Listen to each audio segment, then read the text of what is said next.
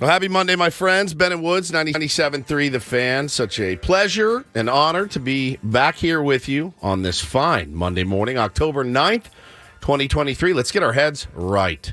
Easier to get your heads right when your team's not in the playoffs. I'll tell you that right now. It can definitely get your head wrong if your team is underperforming in the playoffs, and we will get into all of the playoff baseball we watched this weekend. Some good games, some absolute clunkers. But yeah, listen, there's a lot to talk about, a lot to get to today. Some great football over the weekend. I'm Woodsy. That's Paul Reindl. He's the executive producer, imaging director, YouTube director. Good morning, Paulie. Good morning. And I'll get to Paulie and my Saturday here in a moment. Good to see you this weekend. It was nice to spend some time together on Saturday for sure. Ben Higgins, your friendly neighborhood sports anchor, is here as well. Good morning, Benjamin. Good morning. And I wanted to thank Paulie. He's added little jack-o'-lantern emojis to our rundown here. It looks amazing. Gives me a nice little smiley feeling. I don't know if it helps the audience at all, but no, for it did. For me personally, it's meant for you, not for them. I smiled when I saw that. So thank you for remembering the season, Paul, and getting us all festive for Halloween. When I put that on there and kind of Octoberfied the rundown, I thought Ben's gonna like this. I mean, I loved it too. I don't want. Yeah, I think it's just that extra touch. Yeah. It's the extra, just one little. In a couple months it'll be red and green. Yeah, that's exactly right. It's just that extra little touch. I look up and it makes me happy. Two smiling jack-o'-lanterns, one smiling, one kind of evil. It does. It's exciting. We actually have decorated the office for Halloween at Channel 10. Yeah.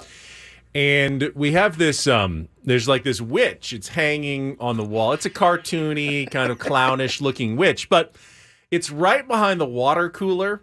And it's at a height where I swear every day I'm filling my bottle in the water cooler and I feel someone over my shoulder and I turn around and I jump every single time. And I keep forgetting that that's there. It's like someone's hovering over me and it's very scary. It's very Halloweenish. Well, there's a giant Joe Musgrove life-sized cutout here at the radio station. I come in the side door because I go around, I fill up my water container, put my stuff in the fridge every morning. But I walk in, like this morning I was so early. I got here at 4 again. I couldn't sleep. I'm not sleeping well. Got here at 4. I walked in. It's pitch black. There's no other shows here. And there's the silhouette of Joe Musgrove. And every time I walk in over there, I go, God, dang it. You got me again. We have a picture of Bono.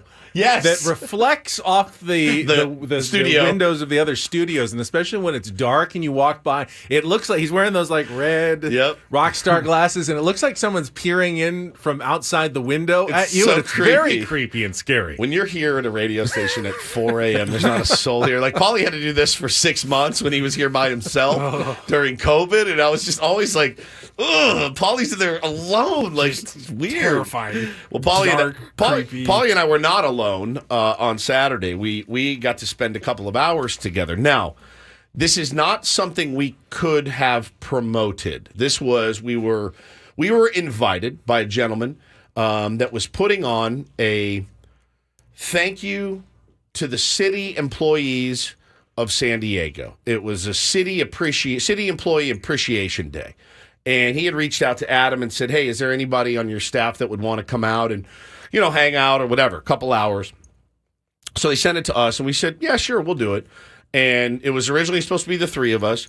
Then Ben had the opportunity to go up to UCLA, Washington State. So you went up for that, which is fine. I mean, this was not a paid event. It was not a station event. We couldn't even promote it. Couldn't even tell you guys about it on the weekend because it was for city appreciation. I don't know what he thought would happen, though. Did he think if we promoted it on the air Friday, Ben, that droves and droves of people that weren't city employees would have been coming up? That wasn't going to be the case. So as I'm driving to the event, it was at Crown Point Park, 2 hours on Saturday, 11 to 1. So as I'm driving up there, it popped into my head. I go, oh, I call Paulie. I go, hey, by the by, we don't have anything. And he's like, what do you mean? I'm like, we don't have anything to sign or give away or we don't have a table skirt that says Ben and Wood. No one's going to know who the F we are. And he's like, oh, I didn't even think about it. I didn't either. It's not like it's a station event where a promotions team comes and they set up a table and hey, how you doing, buddy? Good to see you. The guy that reached out to us and tell us, hey, bring T-shirts, bring something to give some away. glossies to sign. It's the original thing. He said, I'd love to have you guys come sign autographs and take pictures. And we're like, yeah, sure, we'll do it. So we get down there, and now I'm in full-blown panic mode. I'm like, it's going to be me and Paul sitting at a table. People are going to be walking by going, so what do you do? Who are you guys? Right? So I'm like... It's not like you're talking constantly. They go, hey, wait, I know that voice. I know that voice, right. So Funny you should mention that. So we get there. He gives us our table, and it is a table, and it is blank. And there is nothing. And there's me, and there's Paul. An empty canvas. Just an empty canvas. Every canopy near us, throughout the whole place, had a backdrop. They had a table skirt. Oh, yeah. Full of candies, toys, like giveaways, golf tee. It was like Comic-Con, dude. People were just walking by with these bags. giant bags. And just, what do you got? Oh, what do you have? So me and Paulie, we're sitting there, and I'm like... We're just sitting there. So I've done... With a handwritten sign that says, Ben and Woods, 97.3. So wait, I was getting to that part. So we're sitting there and for probably 20 minutes, and I've probably done 500 remotes in my life. I've never really had fun at one. I've never really enjoyed doing the remote. Like, the remote broadcast is really fun. I like those. But just going out at a Jiffy Lube and being like, hey, how you doing, bud? Yeah, we are. We're on the radio. Yeah, radio's still around. Yeah, 97.3. Yeah, the FM. Oh, you don't have a radio? Okay, cool. Like, that whole thing, I've just never liked it. So we go, and the guy comes by, and he's like, hey, come on, man. Let's get you guys going. Like, and I'm like, what do you mean?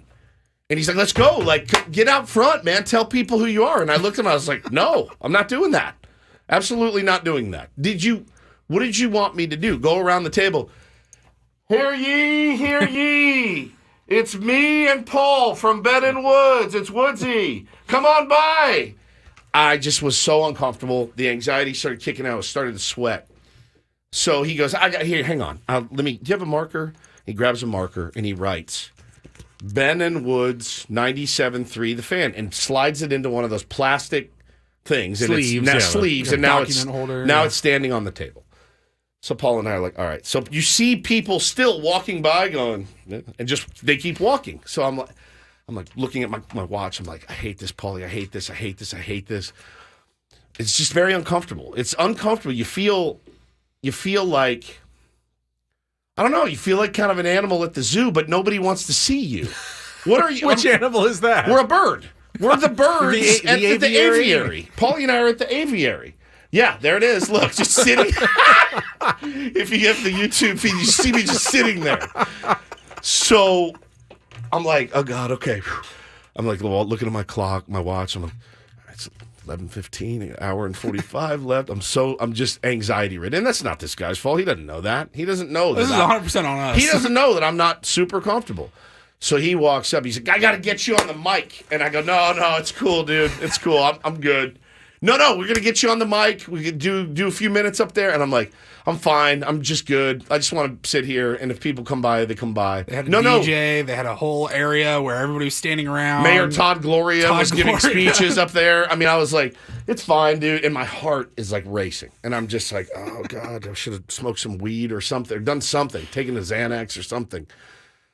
So we're sitting there, and then my man keeps coming up to the front, Ben, around the front of the table, going, hey, Ben and Woods, Ben and Woods. And he's doing like a shimmy. It's Ben and Woods, everybody. And I want to dig a hole and crawl into it because I'm so uncomfortable at this point. I'm like, I almost told Paulie, hey, this is one of those times.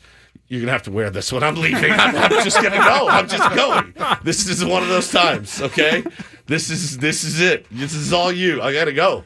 So, but he's out in front of the table going, hey, everybody, it's Ben and Woods, Ben and Woods. And I'm like. If you had left, so Paulie would be sitting in front of a sign that said Ben and Woods. People come in, wait, are you Ben or are you Woods? I'm Paul. Nice to see you. So we eat, like he's got lunch there. It was really good. And then he finally got me on the mic. He's like, here, come up and do the mic. They had 75 speakers, I think, and they were all like people would get on the mic and be like, we want to recognize the employee of the year. No one could hear. No one was interested. So I was like, hey, I'm Woodsy from 97.3 The Fan, home of the San Diego Padres. Obviously, we're not in the playoffs now, but you can hear us every morning and blah, blah, blah, blah. And I ran back to the tent. And I got out of there at right at 1. And I was like, curse you, Ben Higgins. Curse you forever for bailing on us. I don't know that I could have made that any better at all. In fact, it might have been worse. It probably would have been worse, actually. Yeah, you would have made it better. Which would have made it better. But it was actually like, so then we actually did get to meet. Several people did finally come up after a while. We met our beloved Mojave 23. Yeah. We met Rocky. We met a bunch of families that were there that listen every morning. So that was really nice to see you guys. But just know, I was extremely, extremely uncomfortable the whole time. And I told Paulie, I go, I can't do these anymore. I just can't do it. I just can't do it. I get so in my own head about it. And I was like, but it was, when we did see people, that was nice. I mean, obviously, if there were a line of people waiting to meet you, sure, that's a different story.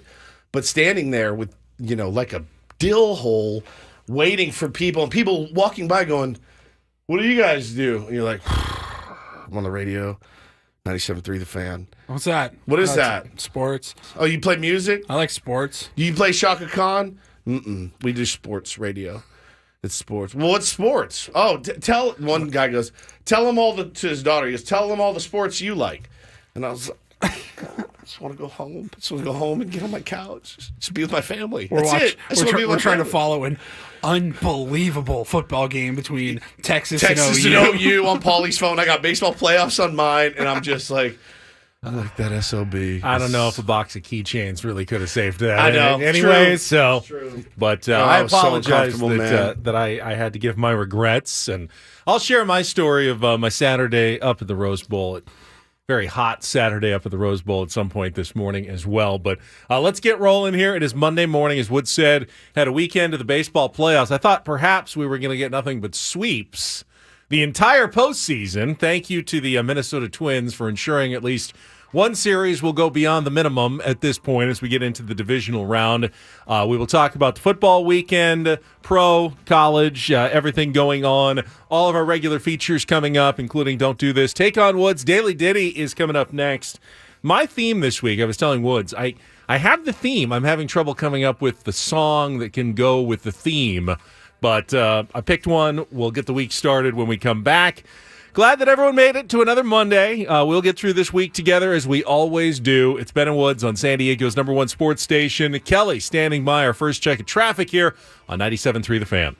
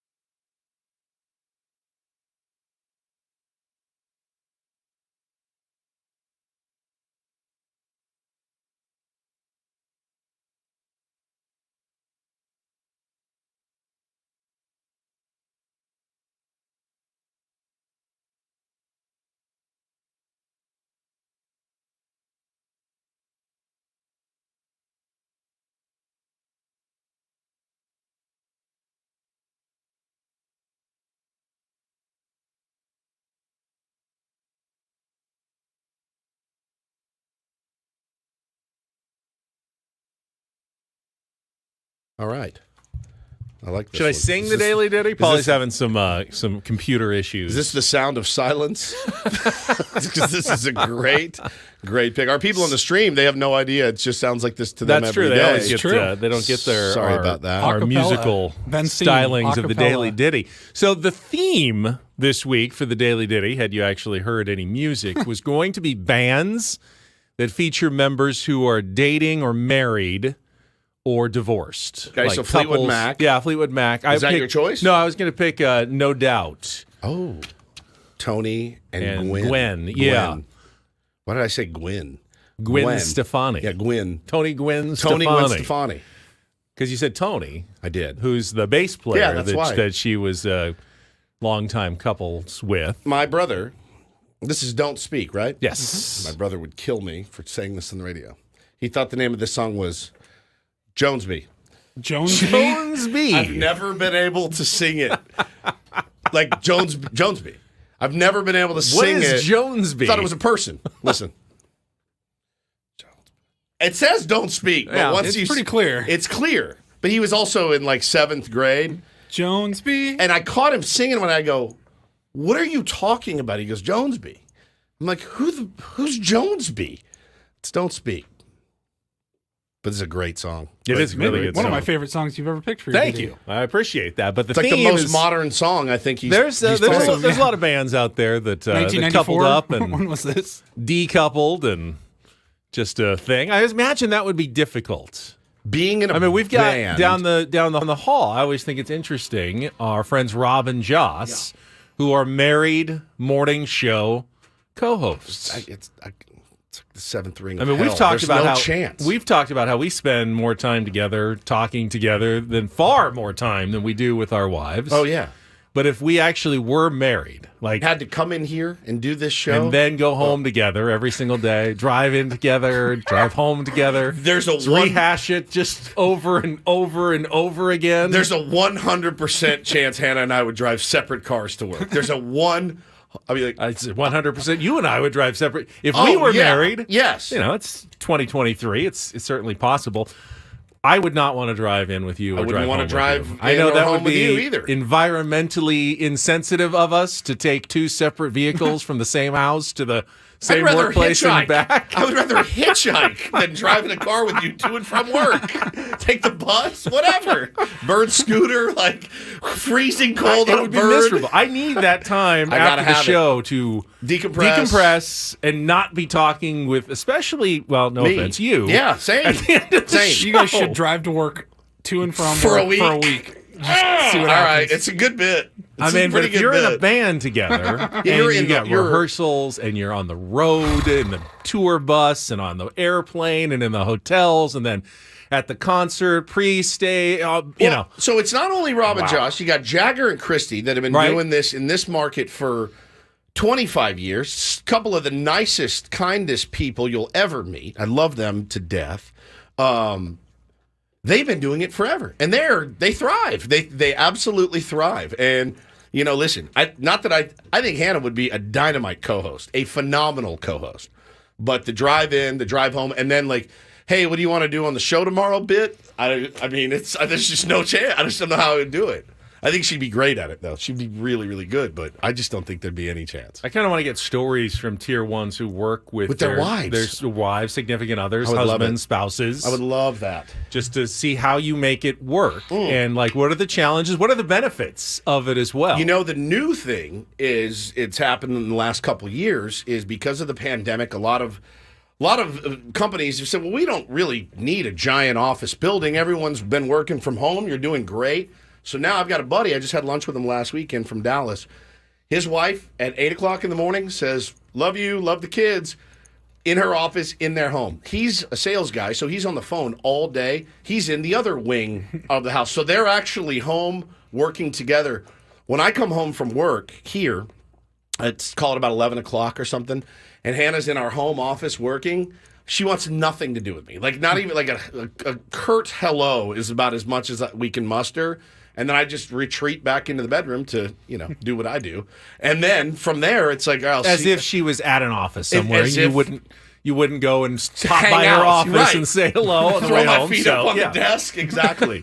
So kudos to you guys if you could make it work. It'd be tough for us. For sure. It's a great category. Yeah, though. if you want to call us and share your stories, 833-288-0973, or you can always tweet us at Ben and Woods or X us, as the case may be. We're going to get into the baseball playoffs coming up here. Woodsy, you want to talk about the narrative? The new narrative. The new narrative that we get every single year from the slow starting division winner fans, reporters, twisting themselves into a pretzel every single year. It's really interesting to see fan bases, and I won't name names. It's weird to see fan bases 1,000%, Ben, pantsless, beating their chests about winning the division. And then only a short 5 days later, weeping in their beer about winning the division and the fact that they had to take 5 days off. And it's so detrimental for our team, and this sucks. We would have been better off losing the division. You see it now every single year. And then the national writers like Ken Rosenthal, they start to weigh in on it. And you know what, man? I've got very, very strong opinions about it. Well, not that I'm going to totally push back on you, but we are now sitting here 1 week, not even a full week into the postseason. There were 3, I believe, 100-win teams in baseball this year. Not one of them has won a single game yet in the postseason. They're combined 0-4, the teams that had the best regular season. So they've also, sucks to suck, number one, is my retort. But they also they still have a chance to win their series, right? Obviously, the series aren't, it's not like one and done, right? You've got a shot to win it. Some of these teams would have been so much worse off. Braves being a great example. Without the extra layoff, they wouldn't have time to set their rotation. Max Fried was still recovering from an injury. So the Braves, if you're a Braves fan, just play better, man. Just do what you do. The playoffs, though, and this is another fascinating part of the playoffs, it makes people crazy. And by people, I mean people that run baseball teams, managers that manage baseball teams. They go nuts. They start doing things they wouldn't normally do. Brian Snitker changing the lineup against Ranger Suarez the other night, and a lineup that was just a juggernaut, a complete juggernaut, is insane to me. But it's truly I think, insane. and I want to talk about this as well, I think the playoffs are a different animal. And you see teams that change things for the better as well, like the Philadelphia Phillies changed strategies completely for game 1 of their series, and it worked out beautifully for them. They just seem to be a team that's well constructed for the postseason, and it's different than the regular season. That's just the way it is. Being successful in the regular season only has a little bit of correlation now to being successful in the postseason in Major League Baseball. You may hate that. You may, top team in the American League faces the top team in the National League in the World Series, and that's it. Yeah, go back to 1952. That, dude. Forget that. But that's, we're in 2023, and people like postseason. It's good for TV. It's good for ratings. It's not going away. It's good for fans, man. So it's really good for fans. This is part of the game now. And, Padres tried to play the game and make a team that was well built for the postseason, except they didn't get there. And that's part of it as well. You got to craft a team that's good enough to get to the postseason, but also is well crafted for the postseason once you get there. Because if you fail on either count, well, you're not going to win the World Series. So we'll talk about that coming up. Speaking of the Padres, was this the first? It was almost notable in the fact that we didn't have any giant breaking, horrible, stories. Nothing came out over the last weekend. We got through last week with AJ, Bob Melvin, the stories, our interview on Friday. But since then, it's been really quiet with your San Diego Padres. I mean, the news has slowed to a crawl, which it does in the offseason and is supposed to. But this has been team drama for so many months. It almost felt like, okay, just exhale for a couple of days on just the nonstop onslaught of Padres news and rumors and behind-the-scenes stories that have just been coming out week after week after week. Setting up the show today, I'm kind of looking around. I'm like, there's really nothing new in Padres Well, land. look, when the main reporters of the team get essentially called liars a couple of different times on the radio and in Now, print. I don't think that that's what happened. I want to talk about that as well. I don't think. I mean, we did the interview with AJ. We heard the Zoom. I know there was a lot of pushback on those articles, but I never once heard AJ say. He didn't say the word liars. Well, or that anything or any of those quotes he thought were false or made up or anything like that. When you say I'm not going to give those a lot of credibility, that's in my opinion the definition of not. I mean, Ben, if you say something, I go, I don't give that any credibility. All right. Well, if I say it and you say it, then back to my face. But when an anonymous source says something, you can not doubt that they said it, but you can disagree with their opinion. Someone out there, an anonymous source said, I don't think Bob and AJ could possibly ever work together. I've seen it, and it's civil war, and there's no way that this can go on. That's a valid opinion that someone can have. It could also be dead wrong, and a writer can write that fully, valid. That's a valid story. If someone says that, they write it, but that could be an incorrect opinion that someone had. Maybe they looked and they saw a couple of bad moments, and they thought, oh, it's probably like this all the time, and there's no way they can work together, and this is awful, but they may have been wrong, and that may have been garbage, quote unquote. I don't think the fact that they're still working together proves anything. I really don't. You don't think that makes a difference? No, I really don't. I don't. I mean, I don't. Just the fact that they're still like, yeah, we're staying. I don't. It doesn't hold a lot of weight for me. Just the fact, because again, president of baseball ops and general manager, not a job you're going to walk gracefully into the night for and say, that's it, I'm done. I can't do this anymore. Same with managing. And Bob feels like he's got a job to finish still. Again, I will believe it when I see him at spring training. At this point, so I don't think it proves anything. The fact that Are you worried that they will both show up at spring training, but nothing will have changed? Yeah, absolutely. That would be the worst. Absolutely. That would be the worst possible thing. Absolutely, I'm worried about that. Sure, I think you'd be crazy not to. I do. And thinking that 24 hours or 48 hours or whatever, without, as far as we know, any real, other than, this is what went wrong, this is what I can do better. I don't know how much of that happened because nobody will really answer those questions. So I don't think it proves anything wrong, but I think even the reporters and the team, I think everyone's tired right now. I know the fans are tired. I'm tired of talking about it, and I think it was a nice little 3-day respite of not having any Padres news break. All right, all guests on Ben & Woods appear on the Premier Chevrolet of Carlsbad fan hotline. Save money the right way with Premier Chevrolet of Carlsbad. Visit them today in the Carlsbad Auto Mall. Chevrolet, find new roads. It's a grand old Monday. I'd love to hear the point. I'd love to, if somebody is listening and they're like, no, Woodsy, you're dead wrong about the playoffs. They are doing it the wrong way. I'd love to hear your point of view. I'm not going to be a jerk about it. I'm interested. How do we make the game better? In my opinion, it's pretty great right now. And there's a real easy solution for all of this. It's really, really simple. And you're probably not going to like it if you're an Orioles fan, a Dodgers fan, a Braves fan. You're probably not going to like my solution. All right, we'll get to that next. Jake Mintz will join us from Cespedes Family Barbecue at 8:35 this morning with his thoughts. I bet you I know how he feels I right wouldn't now. be surprised, being the Orioles fan that he is, but we'll find out coming up at 8:35. Don't go anywhere. It's Ben & Woods on San Diego's #1 sports station, 97.3 The Fan.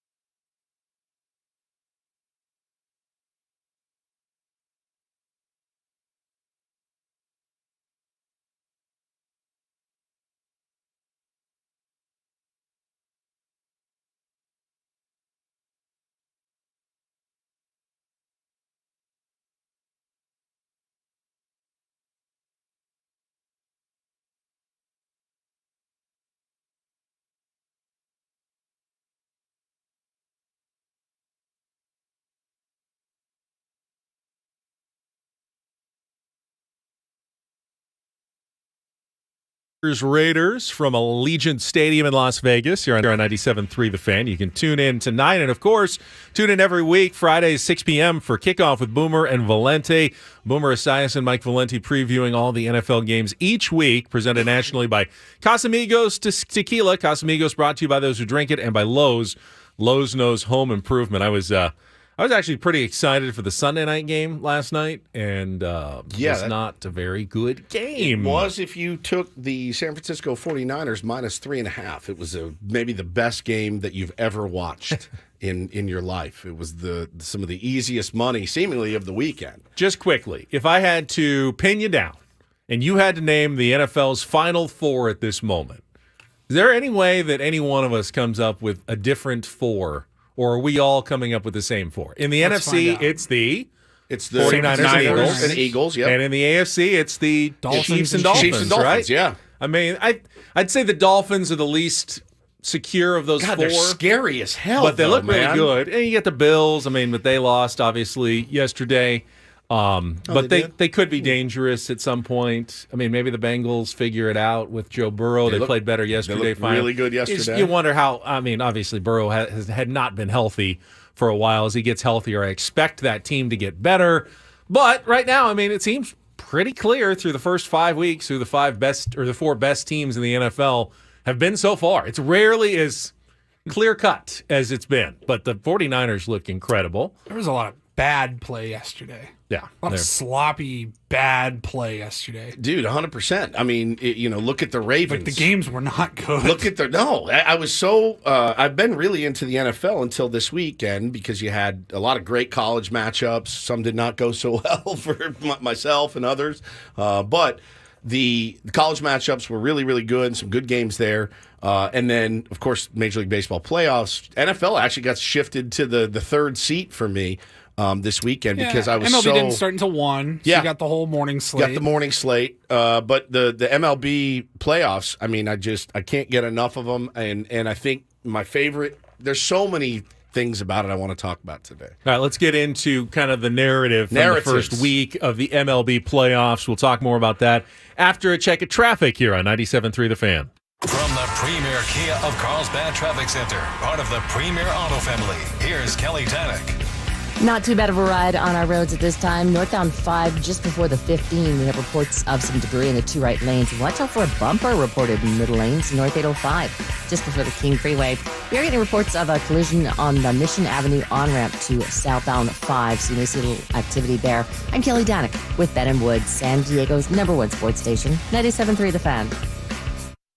All right, so the first, I mean, you love the baseball playoffs. Honestly, I didn't think the games were terrific in the start of the division round. There was the close one on Saturday between the Rangers and the Orioles, 3-2, came down to the 9th inning. The rest of them were not particularly competitive.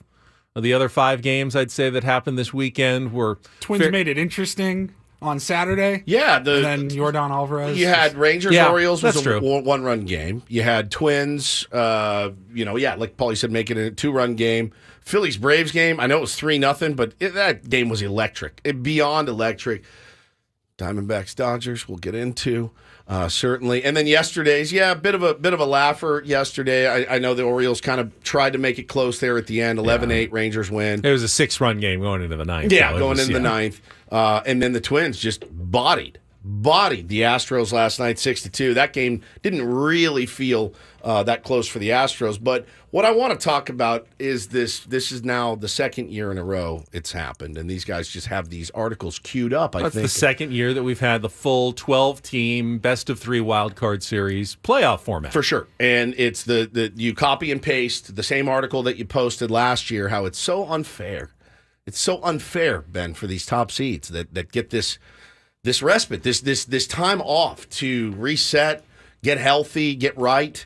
And mostly it's only the fans of those teams and, of course, some national reporters. And I think national reporters have their bias as well. Certainly. That's not wrong, I don't think. But talking about how this is just unfair for those guys. They had to sit and wait, and it's not how baseball is played. You play 162 games and blah, blah, blah, and you need to keep it rolling. And I've seen, a couple of different solutions to it. One guy in the chat, and I think they talked about this last year. If they said to a team that won the division, okay, you have the option. You can play in the first round or rest. They're all taking rest. Every single one of them is going to choose we will rest up and take our grounders and take our BP and let the chips fall where they may. We've got an insane lineup that won 100-plus games in some cases. The Braves, perfect example. I just mentioned it. They needed that rest. They had to have it. Max Fried had to get healthy so that he could make his starts. You get to set your rotation. Do you want to play, or do you want 4, 5, 6 days off to rest the body, get your rotation in order? Get your head right. Yeah, 100%. And so I think they'd all choose rest.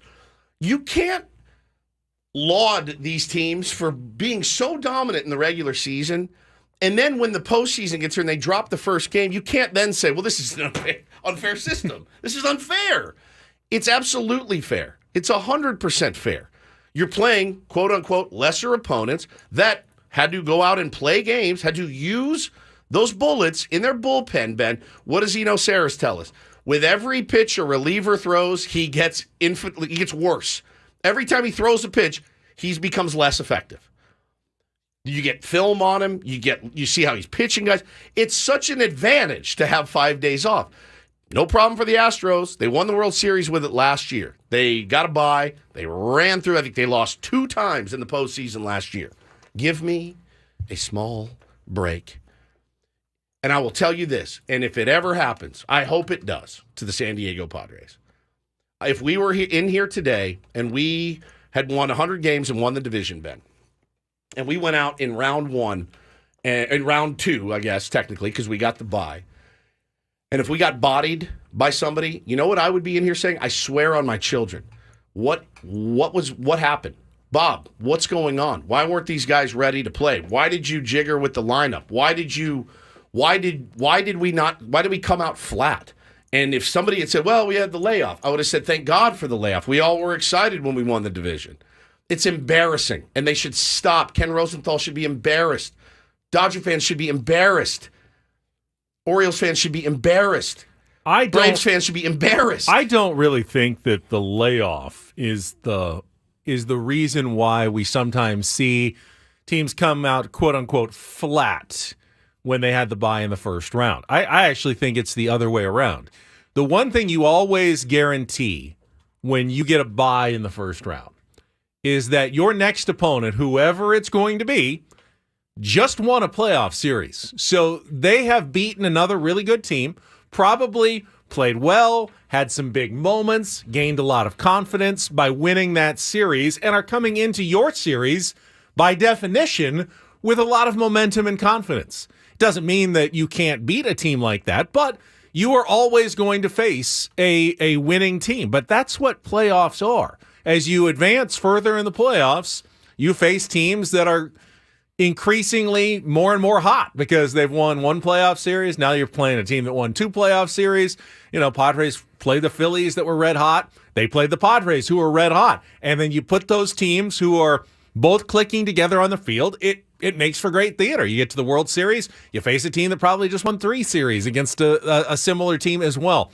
That's the beauty of the postseason. But you are facing a team that is really, really good. You don't get a chance to face, when you have a bye, you don't get a chance to face the team that limped in and then gets bodied in 2 games and they're out. Someone else gets to take care of those guys for you, and you just wait. And sometimes that can be a disadvantage. I'm not disputing that is part of the equation here, but I also think the advantages of the rest far outweigh the disadvantages. Well, don't forget, and this happened last year with the Dodgers after they, remember this, after their long layoff, they won the first game against the San Diego Padres. They won it. So that negates all of your, this is bad for baseball. You went out and got your ass kicked the next 3 nights by the San Diego Padres. And that's just, you should just tip your cap and say, well, they played better than us and they got us and we won 111 games. They actually won 112 games because they won the first effing game of the series. And then they lost again. And now you want to change up how it's done? I don't even know how you would change it. Now, if you want to make the case for reseeding and all that. Okay, fine. That's a whole different ballgame. But this is fantastic. It's fantastic. And I'm not just saying that because I'm a Padres fan. I'm telling you on my word. You can write this day down and remember it. Paulie, save the audio. If the same thing happened to the Padres, I would be in here this morning saying, we blew it. We absolutely blew it, and now we're behind the 8 ball, and you guys took this opponent lightly, and you didn't prepare, whatever it may be. You know, I would be roasting Bob. I would be roasting AJ. I'd be roasting Manny or Xander or Soto or anybody else that did not come ready to play after you went out and dominated and won the West. I do think there's something about, if there's a team that's really clicking offensively at the end of the season, that if you always say that. They always say that every year. If they shut down for a few days, that you can get a little bit out of rhythm, but there's no guarantee. Over 162, there's no guarantee that even the teams that win the division are all clicking offensively at the end of the season. The freaking Rangers were like a lost puppy for 6 weeks at one point. And then when it comes to pitching, that's on you. You can choose to give guys rest at the end of the season, or you can choose, if you want to keep guys on their regular rest, you could have pitched Clayton Kershaw 6-7 innings on Saturday or Sunday last week. He'd essentially be going on normal rest, a day extra. There would be no reason to blame too long of a layoff for poor pitching. Maybe poor hitting and timing can sort of get out of whack in a 4 or 5 day break. I mean, we see it at the All-Star break. Team goes in hot, kind of loses it over the All-Star break. No one ever says, I wish we could just give up our All-Star break. I mean, I've heard it once or twice for a team that's absolutely on fire. Yeah. But for the most part, they're all happy to get that All-Star break, just as playoff teams with a bye are happy to get those extra 4 or 5 days at the end of the season to rest. But when it comes to pitching, that's on you, how you want to set up your rotation at the end of the regular season going into the playoffs. And I didn't hear Clayton Kershaw blame too much rest or anything. It's just bad. It's just terrible. I mean, the simple answer is just play better. I mean, and if you're the Atlanta Braves, tinkering with things, you have to also realize who your opponent is. And with the Phillies, if you're the Braves, you're like, that's not the team you wanted to play, and I get that. But you are like the best offense that was ever created on not even on paper in Major League Baseball history. You don't mess with that lineup. You don't. I don't know what Snitker was doing. And he said, well, it didn't really have any effect on him. Man, okay. When guys are used to hitting in a certain spot, they're used to it. And their numbers dictate, where they're better off hitting. When he moved Riley and Albies and everything else, and I understand wanting to play the matchups, but Albies is a switch hitter. There was no reason for Brian Snitker to get any semblance of cute, if you want to call it that, in the playoffs. One of the huge advantages, though, for the Phillies is playoff baseball is different. In the regular season, you face a team in a 4-game series. You're not going to be able to use your best relievers every single game of that series. You're gonna have to rest them at least 1, if not 2 of the days of the series. So you're going to have to go with some of your lower leverage arms. The way that the NLDS is set up in particular, with the Phillies getting 2 days off before the start, and then 1 game on Saturday, and then but they got 2 off because they handled business. That's true. It would have been only 1 if they had gone to 3. But then having another day off yesterday, so huge, which for them. Really freed up Rob Thompson after using his top 2 starters to go with what is a devastatingly nasty bullpen, and just go, we are going to unload our bullpen of just rocket throwing arms of guys with nasty stuff. And I would venture that the Braves or any other team going to have a tough time. If you're facing Phillies relievers who are on their game, name a team in history that's going to just, put up a bunch of runs against that squad. Now if it had been a normal series where now there's a game on Sunday and, there's no off days, you'd say, all right, well, now we'll come back and take the next 2 because you just burned all your greatest arms and we have the advantage going forward. But that's not really the case because now they all get a day off to rest. Braves will come back, but the Phillies can bring back most, if not all, of those guys if they need them in Game 2, and they're going to be getting their best starters in Wheeler and Nola coming back for that series. So it's set up extremely well for Philadelphia in this case. It is, but it's also set up extremely well for Atlanta because everybody gets an extra day's rest for them as well. They were a really, really good team that won 100-plus games, the best offense in baseball. If that's not enough of an advantage for you, I don't know what to tell you. What should we do then? But Just give the playoffs now, and people are, experts have been talking about this. I think Eno mentioned it. The best bullpens have a huge advantage in the postseason. They have some advantage in the regular season, but not anywhere near the advantage they have in the postseason. And the Phillies have put together one that just got better with the addition of Orion Kerkering. It was already great. Now it's even better. It makes it so daunting to beat one of those teams. Even if you get a couple runs off a starter, you go, but are we going to score any more at any point against these guys that they keep throwing out at us? Isn't that just the beauty of this game? I mean, that an 85-win team can knock off a juggernaut, or however many Phillies won. It's not like they were a bad team that limped in. They were in the World Series last year. So, man, it's fascinating to me. And the pretzels that people are twisting themselves into when simply the answer is just play better, play up to your standards. And you'll be okay. All right, you got some thoughts? 833-288-0973. We got Don't Do This, or Take on Woods coming up next. Then Don't Do This here on 97.3 The Fan.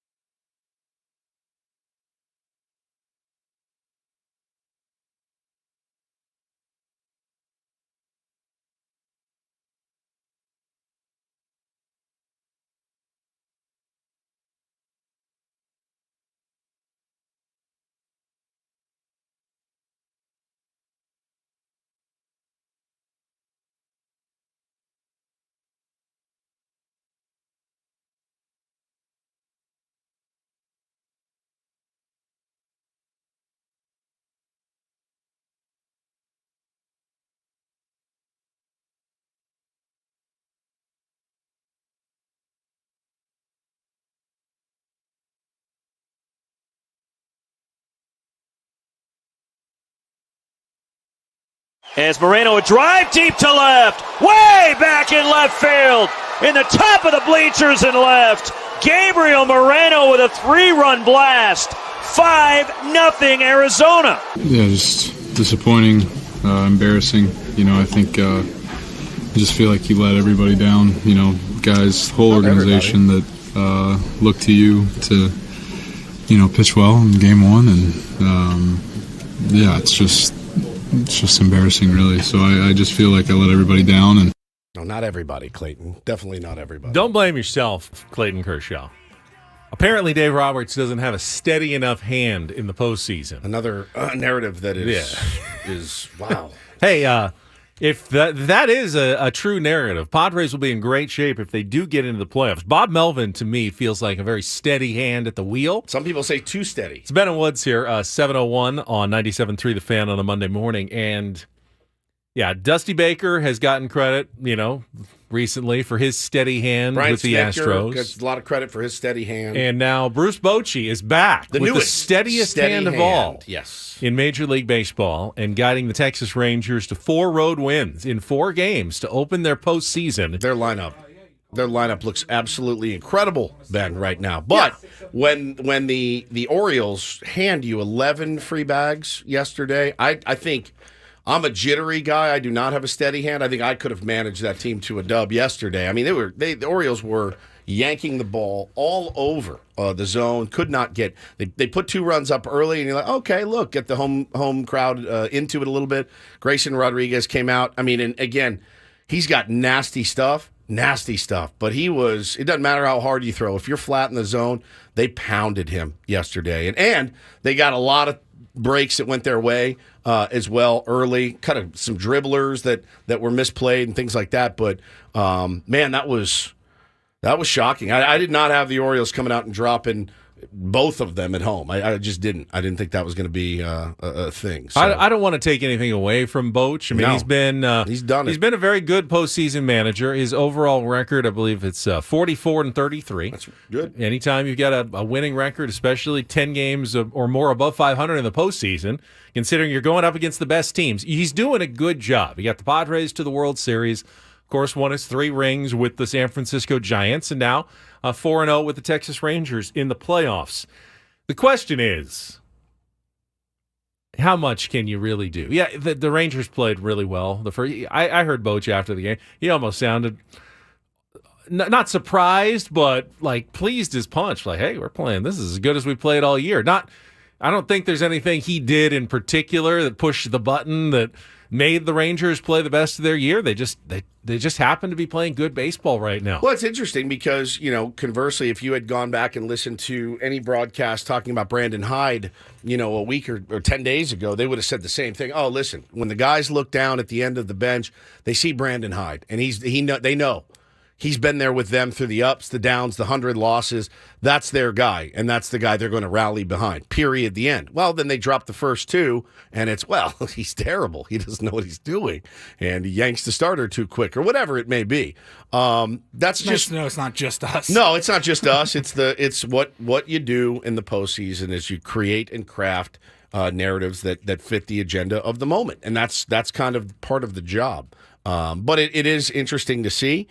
And, we'll see how it all shakes out, certainly. But, I mean, you look at the Rangers lineup, they're unrelenting. I mean, Eno tweeted yesterday, this Rangers lineup is inevitable. They are, 1 through 9. I mean, those guys can mash. I saw an interesting clip yesterday talking to their offensive coordinator and how their focus this year, Ben, was to cut down on strikeouts, right? Cut way down on strikeouts, get on top of fastballs, even if it meant more ground balls, less fly balls, less home runs. I heard a great quote the other day, and I think it was A-Rod, actually, maybe the one good quote he had when he was calling the game. He said Joe Torre used to tell him, think small and big things happen. And it really resonated with me. When you go up there, you can't try to do too much. If you think small, that's when you square one up, gone, in the gap, whatever. And I think that's what the Rangers are doing really well. They're taking what they get. They're getting on top of high heat. They're hitting the ball where they're not. And obviously, working 11 walks in a game is going to help you win. You can't. I think there's a Unless you're Blake Snell, you're not going to win a game with 11 walks. There's a misconception, though, when you say think small and the big things happen. There is some strategy involved. I like Adam Jones's philosophy. We've talked about it. My favorite. First 2 strikes are for me. The last one's for the you. team. If you're always just trying to punch the ball the other way and take what they're giving you and go the other way, you're going to be giving up a lot of extra base hits and home runs. You still have to swing hard. To make good things happen, especially on the Major League Baseball level. I don't think it's a choke and poke type of thing. Like find some green out there. No, I think it's a don't expand your zone. Don't get outside your... Juan Soto does it as well as anyone in baseball. No question. Pick your area, make them throw it to you there. I mean, look at Corey... And then do damage when they do. Look at Corey Seager yesterday. 5 walks. Probably should have been 6. Corey Seager had 5 walks yesterday. That is a guy that thought to himself, I'm just going to take what they give me. If they don't throw me a strike, I'm not going to swing. If you're Bruce Bochy and you're a Texas Rangers fan... You don't want Corey Seager walking 5 times. You need that guy to double and homer and do damage. But he was able to really help that squad yesterday, working 5 walks in a huge, huge game where every pitch is magnified. So I love some of the things I'm hearing. I love some of the things I'm seeing. I really do feel like the Dodgers obviously can get back in this series with Bobby Miller on it. I do feel like the Orioles can scratch. I think the Twins are really, really interesting to watch. So there's a lot of good storylines here. A ton. Need a contestant for Take on Woods? 833-288-0973. We're just a couple of minutes away. Chance to qualify for our October giveaway to Las Vegas in our musical trivia contest. Tier 1 V Woods coming up here in just a couple of minutes. As you mentioned, the AL series are off today as they switch venues for tomorrow. And we do have 2 National League games today. First up, it'll be the Braves and Phillies, Game 2 from Truist Park in Atlanta. What time's that bad boy? That's a 3:07 start with Zach Wheeler pitching against Max Fried. Feels pretty must-win for the Braves. You go down 2-0. You already now have to win a game at Citizens Bank Park. In that madhouse, you now have to win at least one game there to win the series. If you have to win both of those games... That's a real hard ask, even for a team as good as the Braves. So feels pretty desperate time for the Braves to win this one. And then, as you mentioned, Bobby Miller against Zach Gallen. You know, the Diamondbacks are set up well now with their ace on the mound. Now, he has not had a ton of success against the Dodgers, but neither had Merrill Kelly. Before Saturday, he had 0-11 against the Dodgers in his career and then went 6 1/3 shutout inning. So Zach Gallen will be trying to do the same. That's a 6:07 first pitch, doubleheader on TBS tonight on television for your 2 National League playoff games. You know, and the Kershaw scene on Saturday night was like a bloodbath. I mean, if you're a Dodger fan, you were done. You were out of it. He got 1 out, worked for 15 minutes, I think 35 pitches. Every ball they hit was an absolute screamer. I mean, it was a scorcher. To add another sad Kershaw face to the collection was staggering to me. I knew it was going to happen. I bet against him. I took the Diamondbacks. The odds were huge. Your missus was vicious. My miss is always vicious. You got to remember, that's the fan base that came after our child when he was holding up a picture, a framed newspaper of Crony slaying the dragon. It's in here somewhere, isn't it? No, it's not. We don't have that in here. But we've got it at home. That fan base came after my 5-year-old. So, I mean, to them, congrats. I was at the grocery store yesterday, and the guy doing the checking out was in full Dodger regalia, and I thought, that's a choice. The day after you just lost 11-2. I get it, but there was no playoff game that day. If there was a game, I'd go, okay, hey, new day, we're still behind Martine. I feel like I might take a day off and just wait until the next day to put the Dodger gear back on. I think you got to rock it. I do. I think you got to stand especially in San Diego, by your squad. But I'll tell you, I mean, to see people, again, we're talking about twisting yourself into a pretzel. So many people, you know, well, actually, Kershaw's actually good. He's one of the best regular season pitchers I've ever seen in my entire life. First ballot, Hall of Famer, there's no doubt. When the lights get bright in October, I've got all his numbers. He's had some good postseasons. He absolutely has. He had the one with no fans in attendance. Was really good. That one was. But was I don't really, know. The really lights good. is bright when you go into the postseason stage and you go out to fake crowd noise and.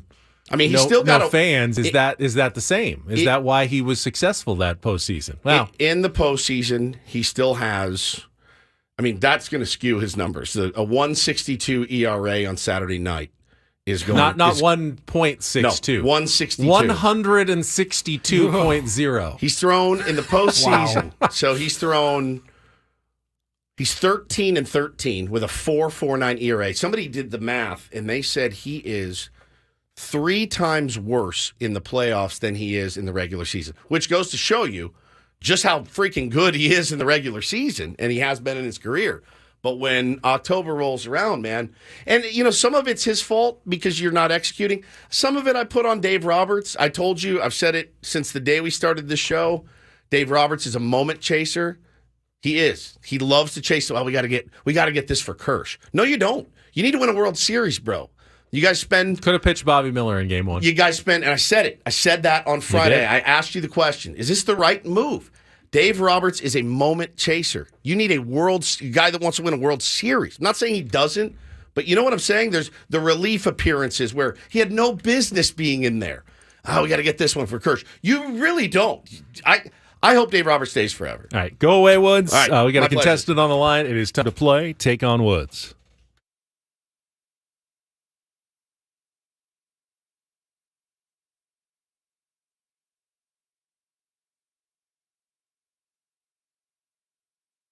All right, got our friend RJ on the line. Good Monday morning to you, RJ. How are you? Morning. Hey, all right. We're going to try to get you qualified here for our 2-night stay at the Westgate Las Vegas and tickets to the Frankie Valli and the Four Seasons show at the International Theater. Tickets are available at Ticketmaster.com. Told you about the $70 million in room renovations at the Westgate. All you have to do is beat or tie Woods in our 5-question musical trivia challenge. You get to go first and pick our category. Your choices today are Winds of the 80s. Those are 5 songs or band names that include the word wind and have a connection to the 80s, of course. Your time is at the end. 5 song titles that end with the word time. And getting your Z's, those are 5 artists with a name that begins with the letter Z. Which one would you like to play? Winds of the 80s, Your time is at the end, or Getting your Z's? The Winds, baby. All right.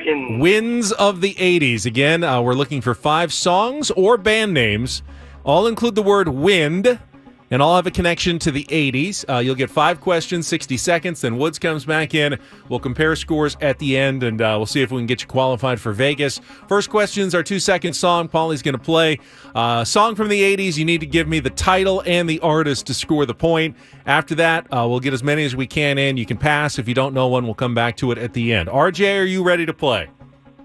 Let's go. Paulie's had trouble with our music machine. Are you ready to go, Paulie? All right, he's ready to go. All right, 60 seconds on the clock.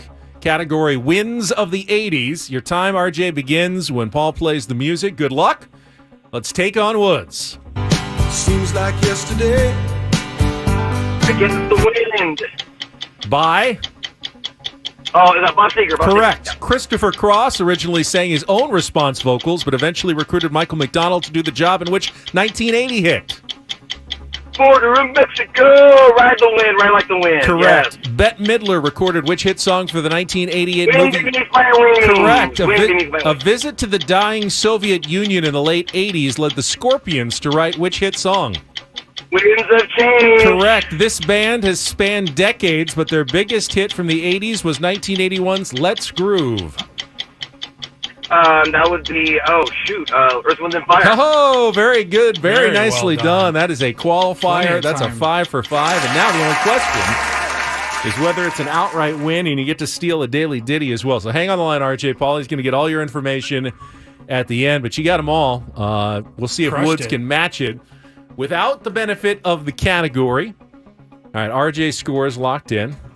Paulie will reset our music. You know how the game works, so let's put 60 seconds back on the clock. Woods, your time begins when Paul plays the music. Good luck. Let's take on RJ. Seems like yesterday. Against the Wind, Bob Seger. Correct. Christopher Cross originally sang his own response vocals, but eventually recruited Michael McDonald to do the job, in which 1980 hit. Ride Like the Wind? Correct. Bette Midler recorded which hit song for the 1988 movie Beaches? The Wind Beneath My Wings. Correct. A visit to the dying Soviet Union in the late 80s led the Scorpions to write which hit song? Winds of Change. Correct. This band has spanned decades, but their biggest hit from the 80s was 1981's Let's Groove.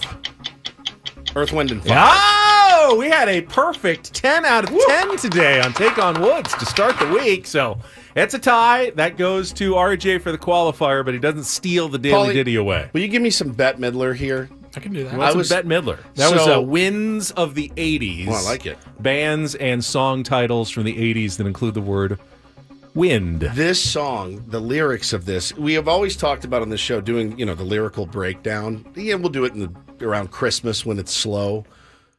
But these lyrics are kind of a backhanded compliment. Do you know how this song starts, Benjamin? Oh. Well, after that. The first line. I'm looking at the lyrics right now. Hold on. The first line slays me. Ready?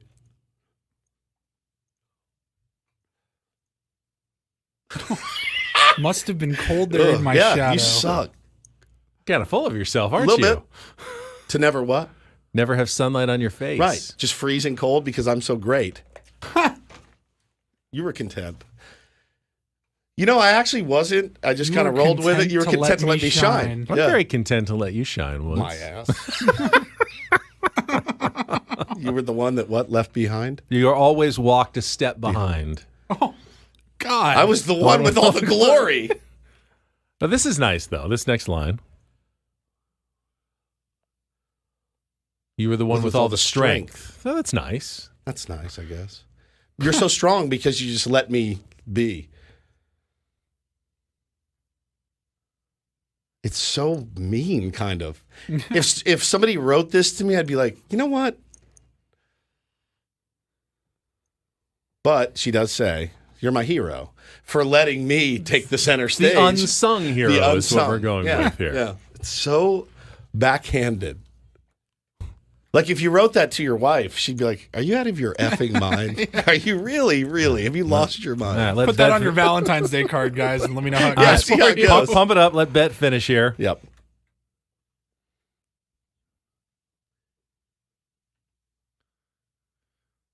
All right, we got Don't Do This coming up next, including one of the most baffling, the most stunning coaching decisions you will ever see in the world of college football. I know you know what I'm talking about. It's been 48 hours. I still don't get it. Can't believe it. I don't get it. We'll get to that coming up after a check of traffic here on 97.3 The Fan.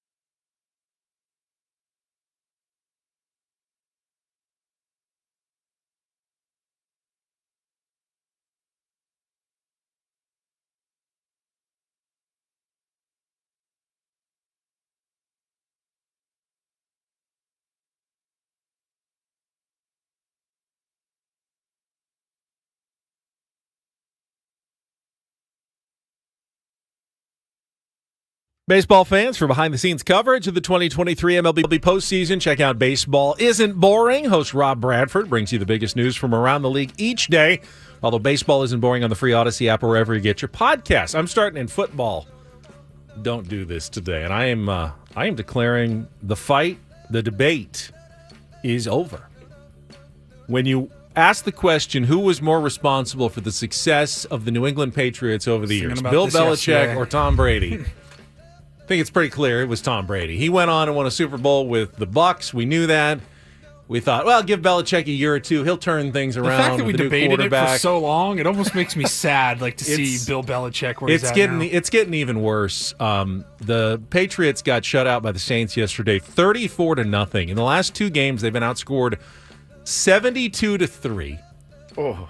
And if Bill Belichick, his name wasn't Bill Belichick, and Tom Brady hadn't helped him win those Super Bowls, there's no chance he'd have a job today. He's uncharismatic. He doesn't do anything to bring any positive attention to your organization. He gives the worst press conferences in history. Here's a little snippet of yesterday's post game after the 34-0 loss to the Saints. Well, how concerned are you that your message isn't getting through to the players? We'll keep working on it. He was also asked, well, what can you do? Well, we just got to start over. So then the reporter asked, well, what does starting over means? It means starting over. I mean, you can't start over. You're 1-4 with a narrow win over the Jets, and you're just getting bodied every single week. I mean, I think he's 1 win away from 200. He needs 18 more to pass Don Shula, and I know he wants that to the all-time coaching record.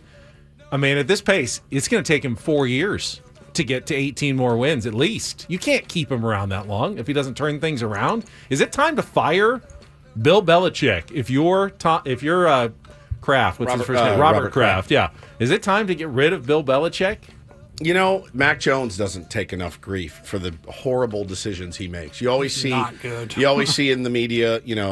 Justin Fields has kind of righted the ship and hasn't really played poorly, but I feel he's had some poor games, certainly. Mac Jones, this is not his first year. He makes some of the worst decisions I've ever seen on a football field. And I don't know how you put that on Bill Belichick, other than you keep running him out there. Sometimes guys are who they are. Would Bill Belichick ever get a job in the NFL? I mean, you go to an interview with the kind of attitude that he shows, there's no one who would hire him.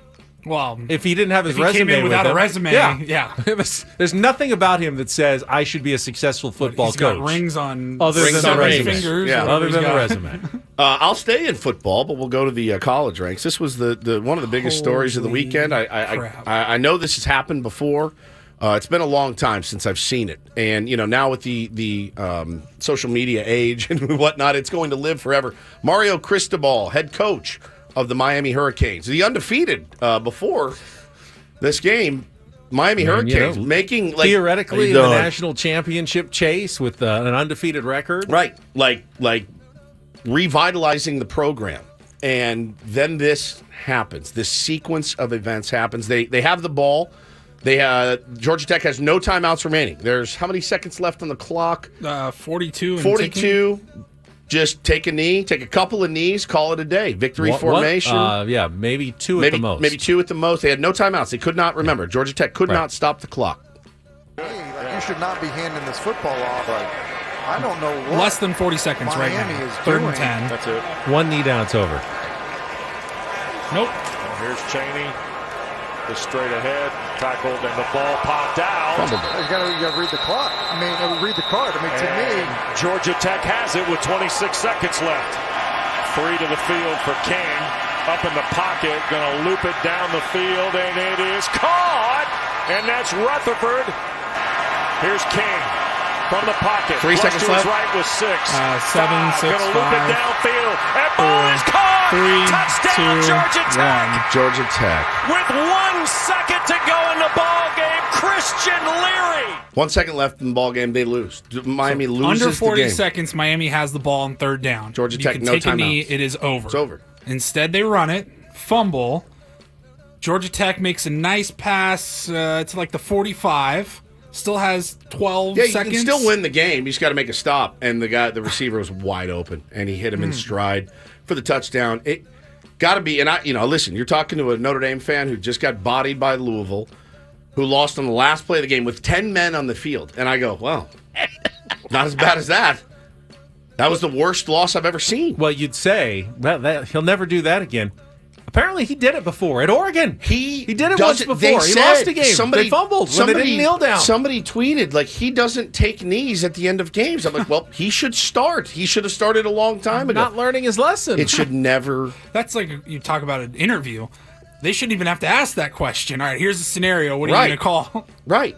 They showed one of the linemen from Miami on the sidelines, sweat pouring down his face, long stringy hair, and he stands there and you can read his lips. He goes, what the F are we doing? Now, I've seen the suggestion, if you want to make football more entertaining, if a quarterback kneels, that stop the clock. Make them keep playing until the end of the game. Yeah. You could do that, but right now, that's not a rule. Not the rules. So the best way to win is to get into victory formation and snap the ball and take a knee, and the game is over. And it could end up costing them hugely now at the end of the season.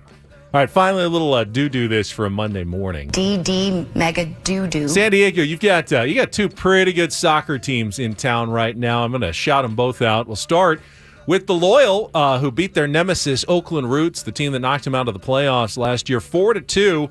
And with their final regular season home game ever, they clinched a playoff home game. It'll take place on Sunday, the 22nd. 2 more goals for Ronaldo Damus, and they could still finish actually in the top 2 with a win in their season finale and some help. So at least one more home game now for the Loyal and their fans before the franchise goes away. The videos coming out from Saturday night were electric. I mean, it was... They fell behind 1-0, but then four straight goals, blew their doors off. They got one last regular season game this Saturday at the Las Vegas Lights. Also, a shout-out to the Wave. They got a point on the road, scoreless draw at the North Carolina Courage, and that clinched a first-round playoff bye for the Wave. Too much rest, though. Too much rest for the Wave. They could come out flat. And while they're in second place now, and they could still finish in first, it doesn't really matter because they'll host a semifinal after the bye, and if they win, the championship is already scheduled at Snapdragon Stadium, so it's a home game if they win, even if they're the 2 seed against the 1 seed. So the Wave are in great shape to try to bring the first NWSL title to San Diego this year as well. So thumbs up this weekend for our local soccer teams. Very good. And that's Don't and Do This for a Monday. That was Don't Do This with Ben and Woods on 97.3 The Fan. All right, we'll come back. I do want to open up our phone lines, 833-288-0973. If you want to talk about the baseball playoffs, some of the narratives we've been discussing, certainly. We can also get into some Padres off-season ideas. I mean, it seems like a foregone conclusion that Blake Snell is leaving. Sad about that. Really, I am sad about that. I don't know. Is there a different path the Padres could take this offseason? We'll get to all of that coming up here on San Diego's #1 sports station, 97.3 The Fan.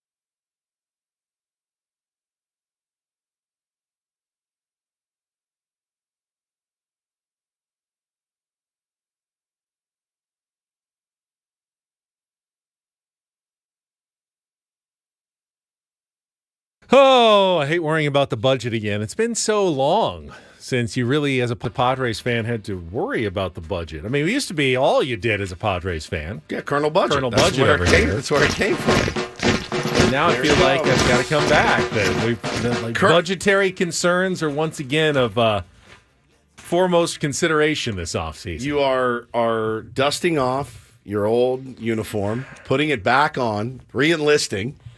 Got the bars. Yeah. Colonel Budget is the here. Wings, whatever I've got here.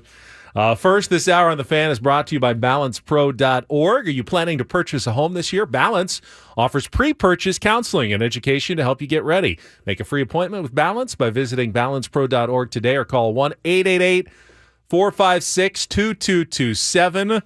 The belt tightening that could be going on at Petco Park after this check of traffic on 97.3 The Fan. From the premier Kia of Carlsbad Traffic Center, part of the Premier Auto family, here's Kelly Tannick. Traffic is sponsored by Valvoline Instant Drive-Thru Oil Change, your 15-minute instant drive-thru oil change. Got a handful of trouble spots here, guys. Northbound side of the 805 before Home Avenue. There is a stalled van in the carpool lane. Also traveling on South 805 right before Market Street. Some large tire tread reported in the two right lanes. In the North County, collision on southbound 15. This is right around West Bernardo. Couple vehicles involved. They're over to the right shoulder. Stop by any of the 30 San Diego Valvoline Instant Drive-Thru Oil Change Centers. You don't have to get out of your car. It usually only takes 15 minutes or less. Visit SoCalOilChange.com for discounts and locations nearest you. Valvoline Oil Change Centers are open 7 days a week. I'm Kelly Danik with Ben & Wood, San Diego's #1 sports station, 97.3 The Fan. So some new arbitration projections came out over the weekend from MLB Trade Rumors, and, this could be a little bit off, but they think that Juan Soto, in his final year of arbitration, will be due for a record arbitration salary of around $33 million, which would surpass the $30 million that Shohei Ohtani got this season in arbitration. And if that is the case, if Juan Soto makes $33 million and the Padres keep him on a one-year final arbitration deal, and they're trying to lower payroll from $255 million to around $200 million, they will have already committed over 93% of that money basically going into next season before, cutting anyone off the roster or trading anyone away. And again, to people out there that may be saying, well, can't Peter just decide again to blow past it and do what he wants? I think the answer is no, because of the debt. What is it? The debt relief, debt ratio. Debt ratio that they have to be around. There has to be some sort of an attempt to be close to $200 million. I think that's the number. If they're 210, 212, 215, I don't know. Yeah, I mean, there is apparently a fine that can be levied against the Padres if they don't get in compliance. I don't know the specifics, though, of what exact payroll, what the fine would be, how strictly it's enforced, anything like that. Right. But it seems clear that Major League Baseball, and it's not just the Padres, there's a few other teams. I think we talked about this last week because of COVID and the lost revenues and the money that has been borrowed to kind of get through that time. A number of teams are out of compliance with that debt ratio. Padres are just one of them, but Major League Baseball wants to see all of them attempt to get back into compliance, which means the Padres will have to lower payroll this season. You've ever been late on your credit card? You got to call. You got to do the whole rigmarole. Look, I can't now, but let me give you something. Let me give you $40, okay? And just to show you how committed I am to getting this number down at your insane rate. I'm going to give you $40 today. Put it with the rest, and then hit me back in a month. There needs to be some sort of attempt, I guess, Ben, to get around the $200 million mark. I'd be very bad as a debt collector. You go, okay, that's fine. Because they say, oh, no, that's good. You've had some tough times. Oh, that's fine. That's fine. Don't worry about it. You know what? Push this off. Forget I ever called. No, don't worry about it. It's fine. So we all have to go through some struggles every now and then. Take your time. So Juan Soto last year made $23 million. Okay, so he gets a $10 million raise. I'd say that's fair. He's earned that. Yep. But remember, the Padres have to replace, up to 60% of their starting rotation in the offseason. And to do that with about, $17 million worth of budget, not going to leave you with really some top options on the free agent market. Well, and again, just to reiterate the point, this was we saw reports last year. Hey, they're not going to have much money to spend, and they blew past that. Maybe in hindsight, wasn't the best thing to do, because now you're faced with getting that number around $200 million. And again, don't know how close it has to be to $200 million. Don't know what kind of attempt that Major League Baseball needs to see, but. Yeah, it's a dicey proposition. It's where I said last week, the general manager is going to have to do some real general managing at this point. I don't know how many of the young guys are ready to come up and make an impact right away. I would imagine you'd see one or more of them at some point next season if they keep pitching. The Leskos, the Snellings. The kid's 19 years old. Snelling. He's 19 years old. Really good pitcher. Absolutely phenomenal pitcher, but I think he's still got some growing to do. And you're seeing it around baseball with young pitchers really helping and coming into organizations where, like Grayson Rodriguez is a great example, pitched for the Orioles all season long, gets to October, and it's A, a different ball game, B, you may lose a little bit. You may have overused him. You just never know. You never know what their contributions are going to be. So I wouldn't count on those guys. Not only can you not count on what their effectiveness is going to be, but they're even if they had a great season, let's say Jairo Iriarte came up and pitched lights out in the big leagues, or Snelling brought, hey, what this crazy 20-year-old is pitching unbelievably. You still can't count on them for more than 130, 140 innings at that age. You can't. So you're going to need some veteran backstop arms to help get you through the season. And you're going to have to spend money on those guys because even mediocre veterans are expensive now. Not to mention how much, like Blake Snell would cost to bring back. Blake Snell told our Tony Gwynn Jr. last week that he wants to stay in San Diego. But is there any way of even making that happen? Even if Blake was willing to take a San Diego discount, which with his agent being Scott Boras, it certainly is not their MO to take any sort of discount on the free agent market. I mean, even a discount has got to be in the low 20 millions per year, right? And I recently spoke to Blake, and one thing he said to me that kind of caught my eye was that he wants to return back to San Diego. Now, players say that kind of thing all the time, but we'll see, man. I think he's genuine in his wanting to return. The question is, do the Padres have the loot to offer him? No. That's just asked and answered. I think Chris is right.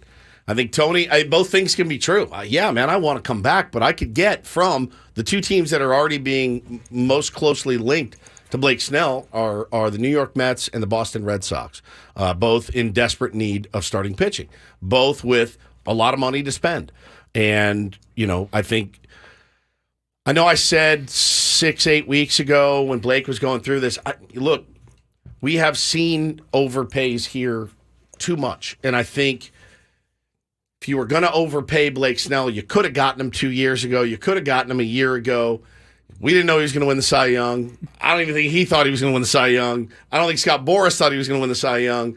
But if you were going to make, there was something weird to me that everyone was getting extended and he wasn't offered, as far as we know. Crony gets his extension. Everyone's getting his extension. Manny got his. And then there's Blake, who'd been good. He'd been really good and really, really effective for you. And you was not even on the table? Let's say the discount number for Blake Snell. Say he signs to the Musgrove deal, which he won't. And he shouldn't. 5 at 20 per. Okay, let's say that's the discount number. Now, you could trade Juan Soto and save that $33 million. That would give you more around $50 million to spend, to get up to that $200 million in the offseason. You could dedicate 20 of that toward Blake and still have $30 million more to if he signs for 20, which he won't. Which he won't, but just in our hypothetical universe. But now, as good as Blake Snell was coming off a Cy Young, wouldn't you rather have Juan Soto for $10 million more, essentially, than Blake Snell every fifth day? Correct. Coming off a season in which he threw, a career-high innings, or not quite innings, but certainly career-high in strikeouts.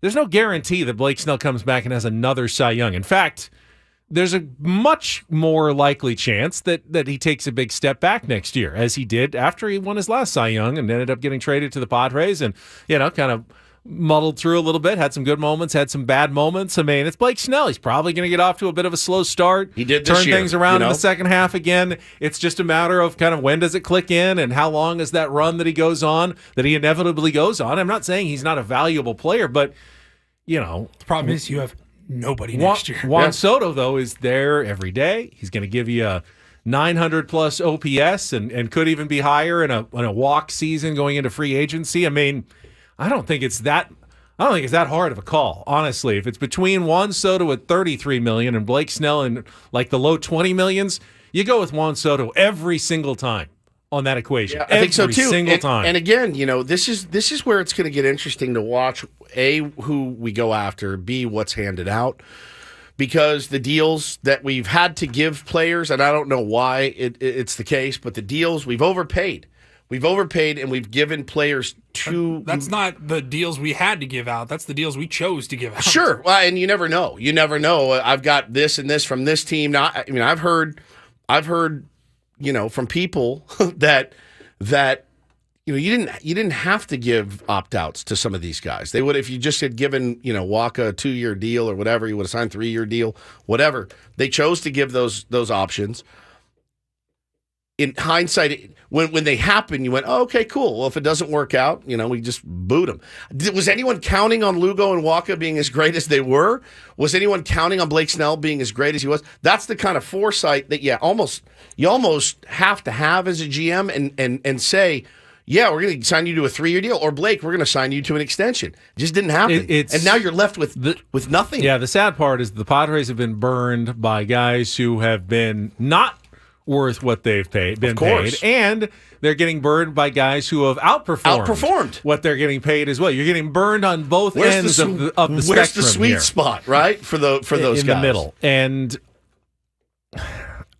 they're going to have to find some pitching somewhere. Yeah, you're this going offseason. into 2024 right now with Musgrove, Darvish, both Avila, injured. Waldron, and Woods, right? Pitching your fifth spot, Kinnear. we have nothing.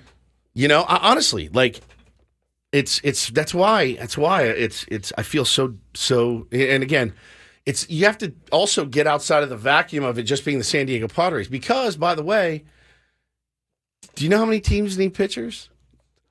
All of them. Every organization, other than maybe the Dodgers, they've got so many guys coming back. Right. But even they've got guys they got to replace. They'll be in the market. You could try trading prospects for pitchers, but then again, you're just going down that same road of emptying the farm and adding more salary to the big league club. And then I also hear the shouting from your cars and why not package a prospect and get rid of some of your big salaries? You could try that. But they all have no trade clauses, the biggest ones. Xander, Manny, Tatis. Not that you want to trade any of them, but those are where you could save the most money. But if they don't want to go, they don't have to go. Correct. So you don't really have any of those guys. Yeah, but you don't really have the flexibility to even try to make a deal like that. So you talk about being hamstrung, and again, I think AJ's hamstrung because he hamstrung himself. I think, and with some of the deals with the opt-outs and not extending guys when maybe you could have, extending maybe the wrong guys have backed you in a corner. So, super excited for 2024. I feel like the Grim Reaper right now, but it's just that's just how it is. No, I was saying the same thing. It's extremely clear how all in they were on 2023. Oh, yeah. Because now your only way out, seemingly, is letting the Cy Young winner walk, trading the best MVP player in baseball, right. One of the best players in baseball, trading a fan favorite in Ha-Sung Kim. Right. Those are the only guys you can move, and that's the only way you can improve the future of your team. You trade your farm again. And so, it's dire, it's dicey, it's nerve-wracking.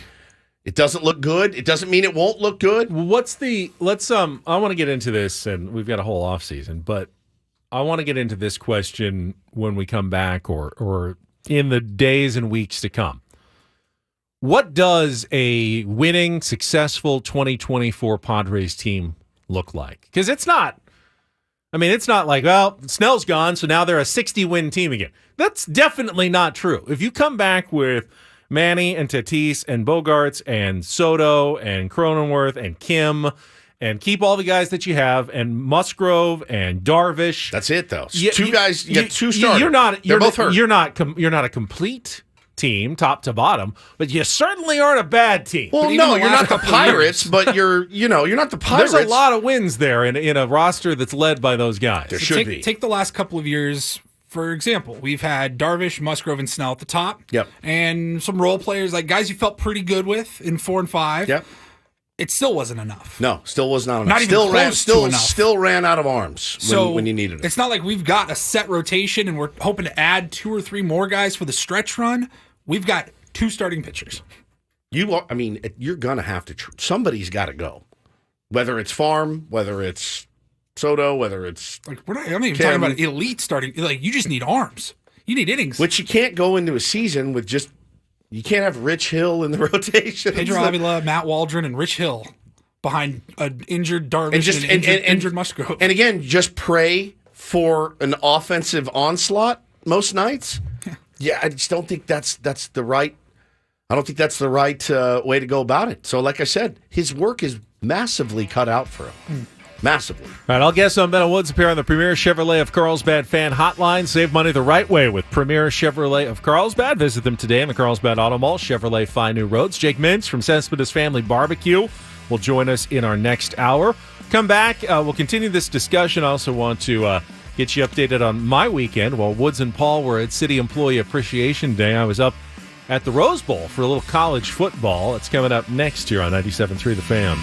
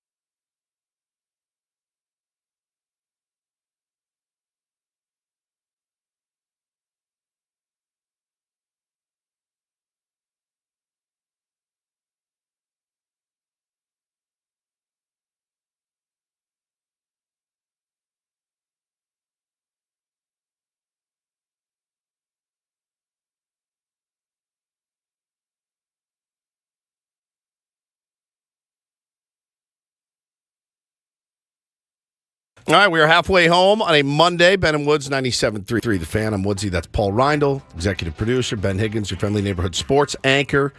I mean, I pulled it up. If you want to hear some unrestricted free agents, guys that the Padres could go out and get next year, Ben, to help bolster this rotation. Shohei Ohtani is at the top of that list. He won't be pitching, I'd start though. near the bottom of the list. Okay. Don't start at the top of the list. I'd start at the bottom of the list. All right. Flip that sword Here we order. go. Well, Are you ready? So here's the path that I would see the Padres taking this offseason.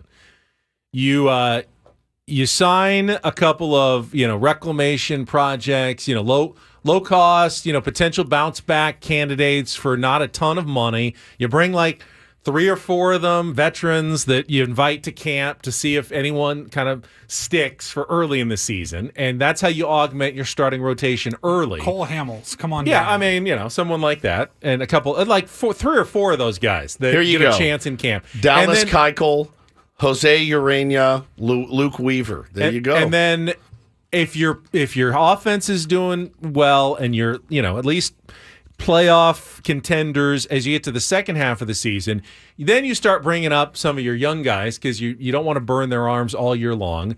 And you can make a trade at the deadline for a pitcher on the team because you're just renting for a couple of months. You're not adding a huge amount of payroll on a rental. And then you might have a playoff rotation that looks like, Musgrove, Darvish, the guy you picked up that, might be an ace, and then maybe a couple of young guys that we see all these teams that bring up prospects later in the season that inject life into their team. It'd be nice if the Padres were one of those teams, in the future.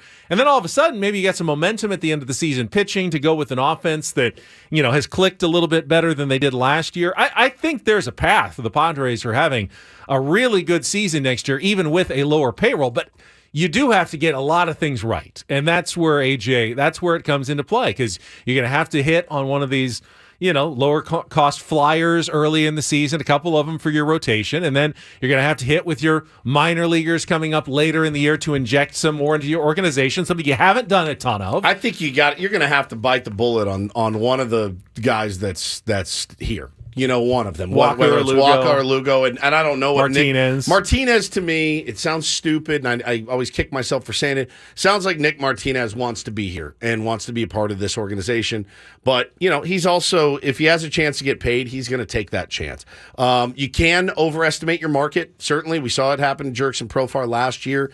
That's probably a nice cautionary tale for some of those guys in the that have player options. Like, oh God, look what happened to Jerks. Don't be a Profar. Guy thought he was going to get $15 million a year, whatever, and he ends up back with the Padres to finish out the season. But there's just, and it's more than just pitching holes. I mean, there's still holes on the roster. You said it off the air, and I thought it was a good point because it's baseball, and because we realized this year nobody really knows anything. You could absolutely see a path where we look worse on paper but win more games.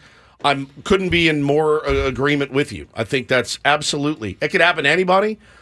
But it could really happen to the San Diego Padres. The core is good enough. And I think that's probably the message they're going to sell. Listen, look at all, you just ran off the list of people that they have, and you hear that and go, well, yeah, you're in a better position than 90% of other big league teams by far. Find some arms, we'll plug some holes here, and then get to the deadline and see where we're at. And then, if you have to trade some of your farm to go get a frontline starter, do that, whatever you may need to do. I mean, it's certainly possible. Anything's possible. They could also win 60 games next year. I mean, the health is so important, and both of your guys at the top of your rotation are both question marks. I think Joe will probably be ready. Use a little dice here. I'm kind of waiting on the haven't heard much in the way of updates on you. The tweet that I don't want to see, by the way. Like Sandy Alcantara? Yeah, exactly. The tweet we just saw kind this of last few days? Popped out of nowhere. Tommy John surgery. Tommy John, he's out the whole next season, so yeah, it's dicey at best. All right, I want to just make a quick point. So while you guys were doing the city employee appreciation event on Saturday, which I was invited to and was supposed to be at, but last week, Benedict Higgins. Shelley was looking for someone to go to watch her Washington State Cougars play against UCLA up at the Rose Bowl. And I said, yeah, I'll get you tickets, but you got someone to go with you because I got this thing I can't go. And she said, I can't find anyone. And just eventually I decided, you know what? Someone needs to take her to see her team. She's been a diehard many, many years. She went there. She loves we went up to College game day a few years ago and hasn't been to a game since. So I said, you know what? I got to take her up there. And I have not been to the Rose Bowl in 30 years or so. I got the tickets, got pretty good seats, 40-yard line, about midway up, pretty good seats. And I thought, I was skeptical because I didn't have to pay tons for them. I just went on one of those resale sites and I go, why are these seats so good and available? Well, Woods pointed out, did you see the forecast for Saturday in Pasadena? 94. Yeah, and I think it actually crept up a little hotter than that by the time. And there's no shade at the Rose Bowl, no canopies as we've heard about at Snapdragon Stadium. Need some canopies to keep it from getting too hot. And San Diego State's football attendance has been maligned, obviously, in the last season and a half at Snapdragon Stadium. But guess what? Aztecs aren't the only one. I went to that game, and the UCLA crowd, they had, first of all, both end zones, the tarps above. I mean, tens of thousands of seats covered up by giant tarps. So whatever the 90,000 capacity of the Rose Bowl was down to more like 60-something thousand. And then it was about half full, and it was about a quarter to a third of that was Washington State fans. So it wasn't like that other colleges don't deal with some of the same issues that San Diego State does. San Diego State's not. San Diego fans, we're not worse than fans elsewhere. Yeah, we're not Alabama or Ohio State filling up the Horseshoe or, Bryant-Denny Stadium every week, but there's a lot of other college programs that are probably more typical that are like San Diego State, that if you got a day game on a hot day against a non-premier opponent, and by the way, Washington State was ranked 13th in the country going into that game, so it's not like it's a nothing game in the Pac-12. And I also say UCLA was pretty darn good. They got a really good defense. They got a dynamic, running back. They just pounded it. It might not be the prettiest of football, but they played very, very well. They shut down Washington State. They got a team worth supporting. They're back in the top 25 again today, but it was quiet in there. There were times where you could hear a pin drop almost in the Rose Bowl. It was so quiet. So it's not just San Diego State. It happens in other places, in other college football stadiums. We're not the only ones here dealing with that. I don't know how much better that makes. I'm J.D. Wicker field this morning. Yeah, but it's an issue. I was excited. We ended up sitting. We got there, and a bunch of people all wearing matching T-shirts, black T-shirts that said Washington State versus UCLA, and it said Cam's fam. And we realized quickly that this was like the extended family of Cam Ward, the quarterback for the Cougars, that we were sitting like there's 15 of them, and we looked like we were like part of the group because we were right there in the entire mix. And I thought, this is going to be fun. Like, they're going to find him on camera. This guy's like put up Heisman Trophy like numbers for the first 4 games of the season. Did not have a good game. The Washington State offense could not move the ball at all against UCLA. They were down 9-3 going into the half until they returned an interception 95 yards for a touchdown on like the last play of the half to take a 10-9 lead, but never really got it going after that in the second half either. Offensively, just couldn't move the ball, and UCLA ended up winning the game. We left when they were actually still winning in the fourth quarter, but we were there for 3 hours That's already. insane. In the sun. I'm going, it's 3 o'clock. The game started at noon. It's 3. The fourth quarter is just getting started. This is going to be a 4-hour game. Roasting. How was the traffic in and out? Honestly, the drive up was as easy as, less than 2 hours to get to the Rose Bowl. The drive back through L.A., fine. I got to San Diego, it was a nightmare. Camp Pendleton, there was an accident, there was traffic in Oceanside. The last hour plus was the worst. The LA traffic was fine. You can smell your house. And it was Oceanside. It was our traffic in San Diego that got me right at the end of the day. But we got home by 6, and I think we left at like 7:30, 7:45, got home by 6. It was fun though. We had a good time. Driving up for an L always sucks. Yeah. It's like I could have stayed home in the cool and watched this. Do you have if I go see my favorite team lose, I always have the feeling like if I had just stayed home, they would have kept rolling. I think Shelly was happy that she went and got to be there. She ran into a couple of people like she went to school with, hadn't seen in a long time, just randomly, which was kind of fun. But it was an interesting experience, and it was very hot. You hadn't been to a college football game in a while. Well, I went to San Diego State game last season. Oh, did you? I did go to Snapdragon last season, but I hadn't been to like Rose Bowl in forever. Well, the scene this weekend was incredible in Dallas, where I was born and raised. The Red River Shootout was phenomenal. the split down the middle of the crimson, and then do they still play that at the Cotton Bowl? Yeah, they played at the old Cotton Bowl Stadium. Yep. Yeah, and it was what a game. OU ended up coming out on top of that game, and it was. But the scene, like that's what we're missing. That's what you miss. You miss the big time college football atmosphere. Which you know what? At the end of the day, Ben, San Diego State's a basketball school. They're a damn good basketball program. I think everyone's excited. Even me, who's such a casual college basketball fan, I'm excited to get this season tipped off. I watched more last year than I ever have before. I can't wait. I'm looking at depth charts and whatnot. Like, you got me. You sold me. And if the football team could get some premier coach or premier players, guys that you would want to go out and watch, I think sky's the limit. But right now, man, the product, they had a buy this week, yeah? They were off this week. Yeah, Aztecs were off. And it's just tough. And then you go to, and even though you said, 30,000 people, I think they'd kill for 30,000 people at the snap. You know what I mean? That would look full at least. It would. It's funny. You said it's all it's like basketball schools in the top 25 in football. I know. You got Louisville. We beat Notre Dame. You got Duke. You got UCLA. It's weird seeing Louisville as a football school. Yeah, they're all these basketball schools are making noise. North Carolina, Kentucky is in the top 25.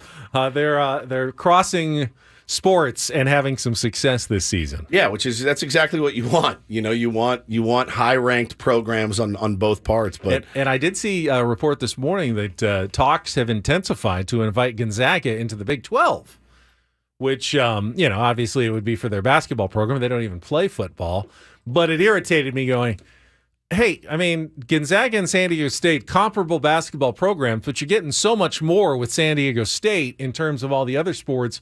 Why are you so focused on Gonzaga as a Big 12? Great basketball conference, obviously, but I feel like San Diego State brings more overall value than Gonzaga would. If you're pursuing expansion in another team, why wouldn't it be San Diego State as opposed to Gonzaga? I didn't totally get that. I know that they're a huge brand in college basketball, but they're going to be overwhelmed in other sports, or do they stay in the WCC? As good as the San Diego State basketball brand is, Gonzaga's way better. It more consistent brand, maybe. But will that be the case in 4 years? Because probably. They've been doing it for 15 years. They've been doing years. it for a while. But Boise State was this huge football brand 10 years ago. What have they done lately? They're another Mountain West team. They're a decent Mountain West team, but they're just another Mountain West team in football now. It doesn't always stay that way. And San Diego State in basketball has been shooting upwards. They could be just like Gonzaga in a couple of years. They have another good year this year. Well, if they had a football program, I think it'd be a no-brainer. I think it'd be a no-brainer. The Aztecs had a better football program. No doubt. Yeah. No doubt. And you said it a couple weeks ago. You're right. The worst person in the world for Brady Hoke is Brian Dutcher. That's like you look across the street and it's that mask, the athletic gif, meetings at San Diego State. The gif with the mask on. You're like, I'm so happy for you. You guys are kicking ass. No, it's tough. There's just not a lot of interest right now because the product's just not that great. Speaking of not that great product, there is a lot of mediocrity in the NFL this season. There's some good teams, but there's a lot of mediocrity as well. We'll talk about that coming up. We got Jake Mintz at the bottom of the hour from Cespedes Family Barbecue. Talk about the baseball playoffs and more. It is all coming up. Don't go anywhere. Bennett Woods, brought to you by the Golf Mart. Back after a check of traffic here on 97.3 The Fan.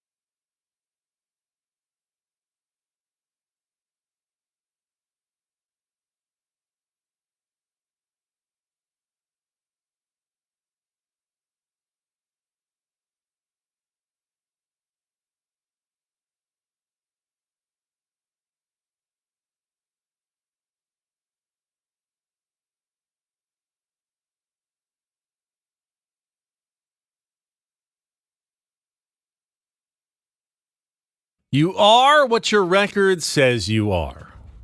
I heard A.J. Preller say that last week.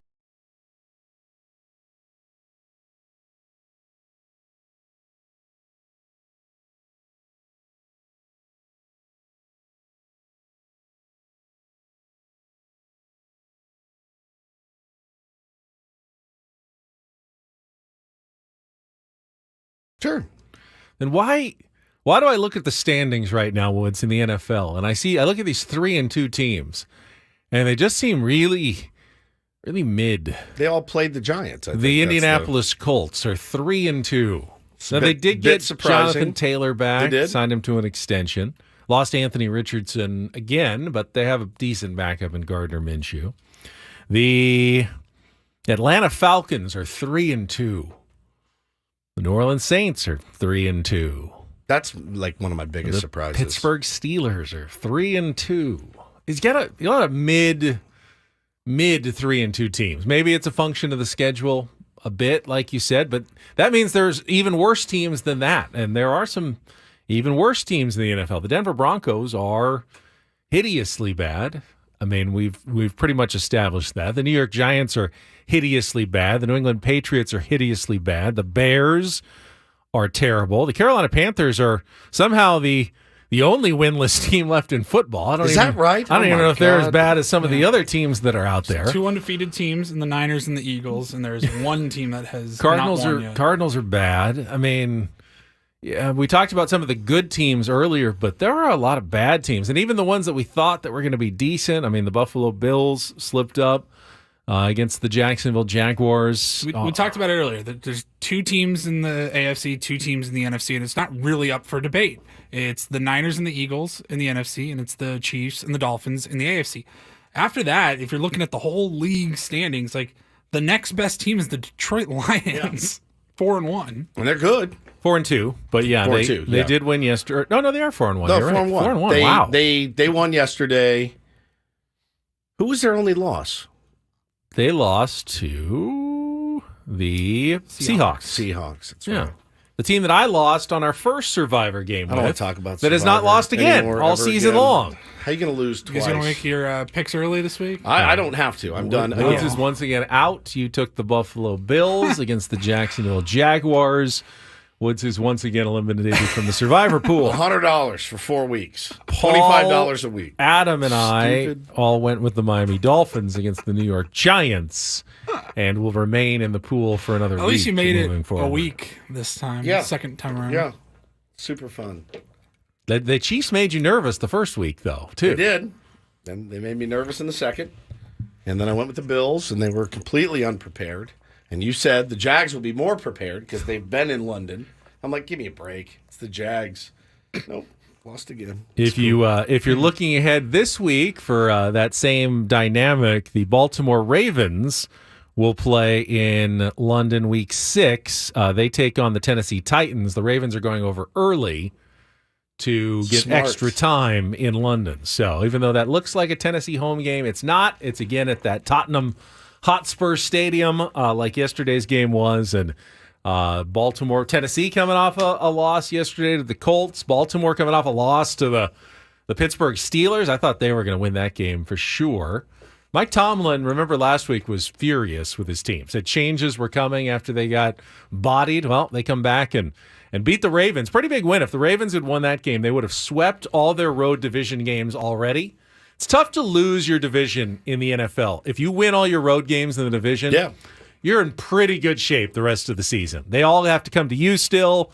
You're in the catbird seat. But Pittsburgh now is actually technically tiebreaker. They're in first place in the AFC North with a 3-2 record against Baltimore, also 3-2 based on yesterday's game. It's a lot of uninspiring NFL football teams. Yeah. There are. I mean, look, it's a quarterback-driven league. Everybody knows that. And the teams at the top of the list, they all have pretty dynamic quarterbacks, interesting quarterbacks. Some of the mid teams, as Ben said, it's the Gardner Minshews of the world, the Cars of the world. You're like, all right, you guys are 500 team. There's just a lot of muck to crawl through. The Eagles have been good, not great. The Chiefs have been good, not great.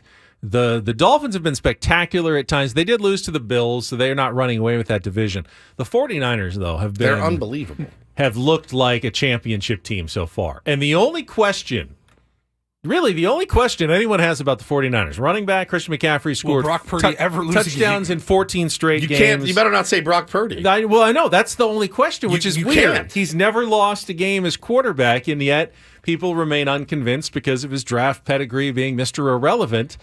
He's only getting better, though. He's each really week. good. Bro, I mean, he doesn't throw interceptions. It's not just a flash in the pan, had a nice 4-week stretch. And he has weapons. He has weapons, but you can have all the weapons you want. You have to find them. You have to protect the football. He does all that. I mean, Kittle, Samuel, and McCaffrey. Yes, he's got all the weapons around him. But many teams. It's time to give Brock Purdy some credit. No here. doubt. So many teams. He's a system quarterback. They were talking to, I think it was Chris Sims, who I typically don't agree with at all. You know what Tom Brady was when he started? System quarterback. Same thing with weapons. Well, they always say, he's like, what's wrong with being a system quarterback? You have the system. You have to perform in the system, and you perform it to perfection. You still got to go out and do your job. It's not like, I'm a system quarterback. We're just going to walk away with these wins. He still makes huge throws. He threads how the needle. Many quarterbacks can really win without talent around them? Right. They can just will their team with the sheer force of perfect passes. They can do it in college. 50 yards on a line. You see it in college. Caleb Williams, especially is a guy, the ones that can run and throw. They can do it in college. Caleb's got talent around him. There's no question.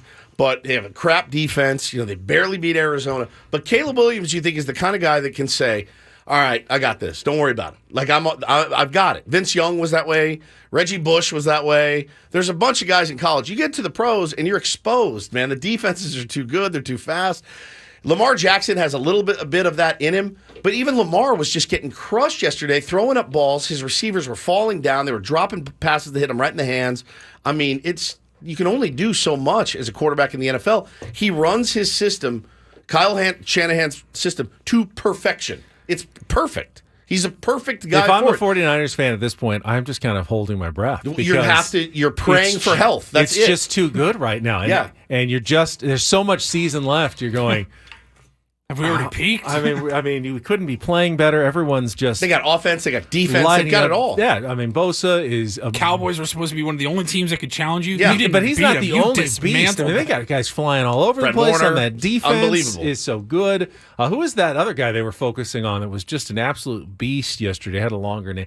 I don't know. I mean, they come at you with good players all over the place. John Lynch has done a great job putting that team together. And they overcame. It's just so early. You're just feeling like, oh my God, I just can't. Can it just be January now and just start playing this team in playoff games? Because you're just worrying every week that something's going to happen. I mean, how many teams can trade a buttload of picks to go get Trey Lance, who ends up a Dallas Cowboy now, third string for them?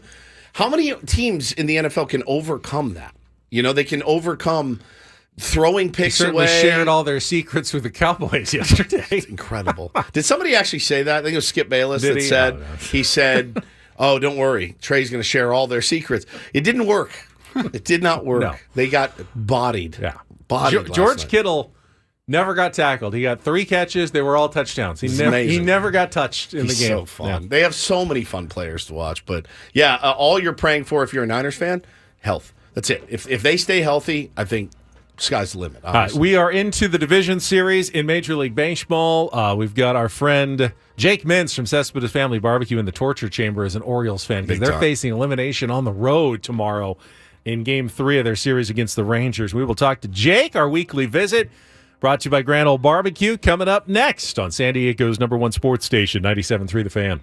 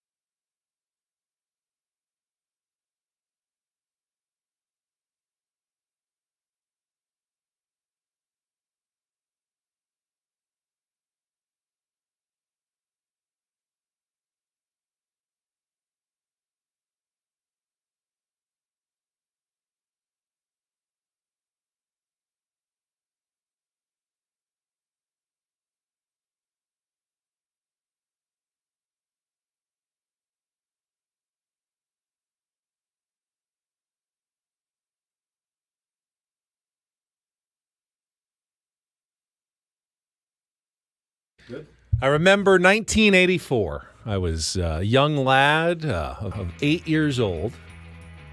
Padres lost their first 2 playoff games in the National League Championship Series to the Chicago Cubs, but then came home, won 3 straight, and advanced on to the World Series. I can only imagine our friend Jake Mintz is hoping the same thing will happen, except their team's not going home. They're going on the road. Yeah. We'll talk to Jake standing by in just a second. First, this hour on 97.3 The Fan is brought to you by BalancePro.org. Are you worried you're going to lose your home? The Balance Foreclosure Prevention Team can help provide assistance and info to guide you to avoid default and foreclosure. Call to schedule an appointment at 1-888-456-2227 or visit BalancePro.org. We'll get to Jake right after this check of traffic on 97.3 The Fan. From the premier Kia of Carlsbad Traffic Center, part of the Premier Auto family, here's Kelly Tannick. Traffic is sponsored by Lowe's. We still have this crash blocking the fast lane in the North County, eastbound 78 at Emerald. Crash clearing on westbound 8 right before Greenfield. Watch out for a little residual slowing there. Lowe's knows fall is the perfect time for outdoor projects. Right now, you can keep your yard looking its best and save. Take care of leaves with leaf blowers starting at just $89.98. Lowe's knows home improvement. While supplies last, see store for details. I'm Kelly Danick with Ben & Wood, San Diego's #1 sports station, 97.3 The Fan. Oh, he doesn't look like a happy camper this morning. Let's go out on our Premier Chevrolet of Carlsbad Fan Hotline, our weekly Grand Old Monday with the Cespedes Family Barbecue guys. We got Jake Mintz with us, our Orioles fan, and that is sorry, buddy, not what you were hoping for the first 2 games. When does the ALDS start? Maybe the break wasn't long enough for the Orioles. They needed another 4 or 5 days to get going. They had more days off, please. Would have preferred the days off to the 2 performances of the Orioles. Chucked out there in games 1 and 2, losing a pair at home. Not exactly the start to October you dream about. No. You know? No, we know. I mean, I watched the games. The crowd was certainly into it. The game was close the first night, and yesterday I thought, okay, they're going to get on track. They scored a couple of runs early off Montgomery, who's been really, really good, and then just almost like a little mini meltdown, giving those runs right back. And credit to the Rangers certainly, but I mean, Grayson Rodriguez has been so good. He's so nasty, but I don't think he was really pitching to his strengths yesterday, which is that heater way up in the zone. And, they hit him a little harder than I thought they would, Jake. So it was a great example of young pitcher amped up in postseason games. Yeah. Because Grayson Rodriguez's stuff yesterday was incredible. And it looked incredible, right, on TV. You're watching him on TV. It's like, how is anybody touching this at all? But it is a great reminder that fastball command is the most important thing. If you cannot spot the pitch, big league hitters and an above average big league lineup in Texas will take you behind the woodshed. Yeah. They will end you. And that's exactly what happened yesterday.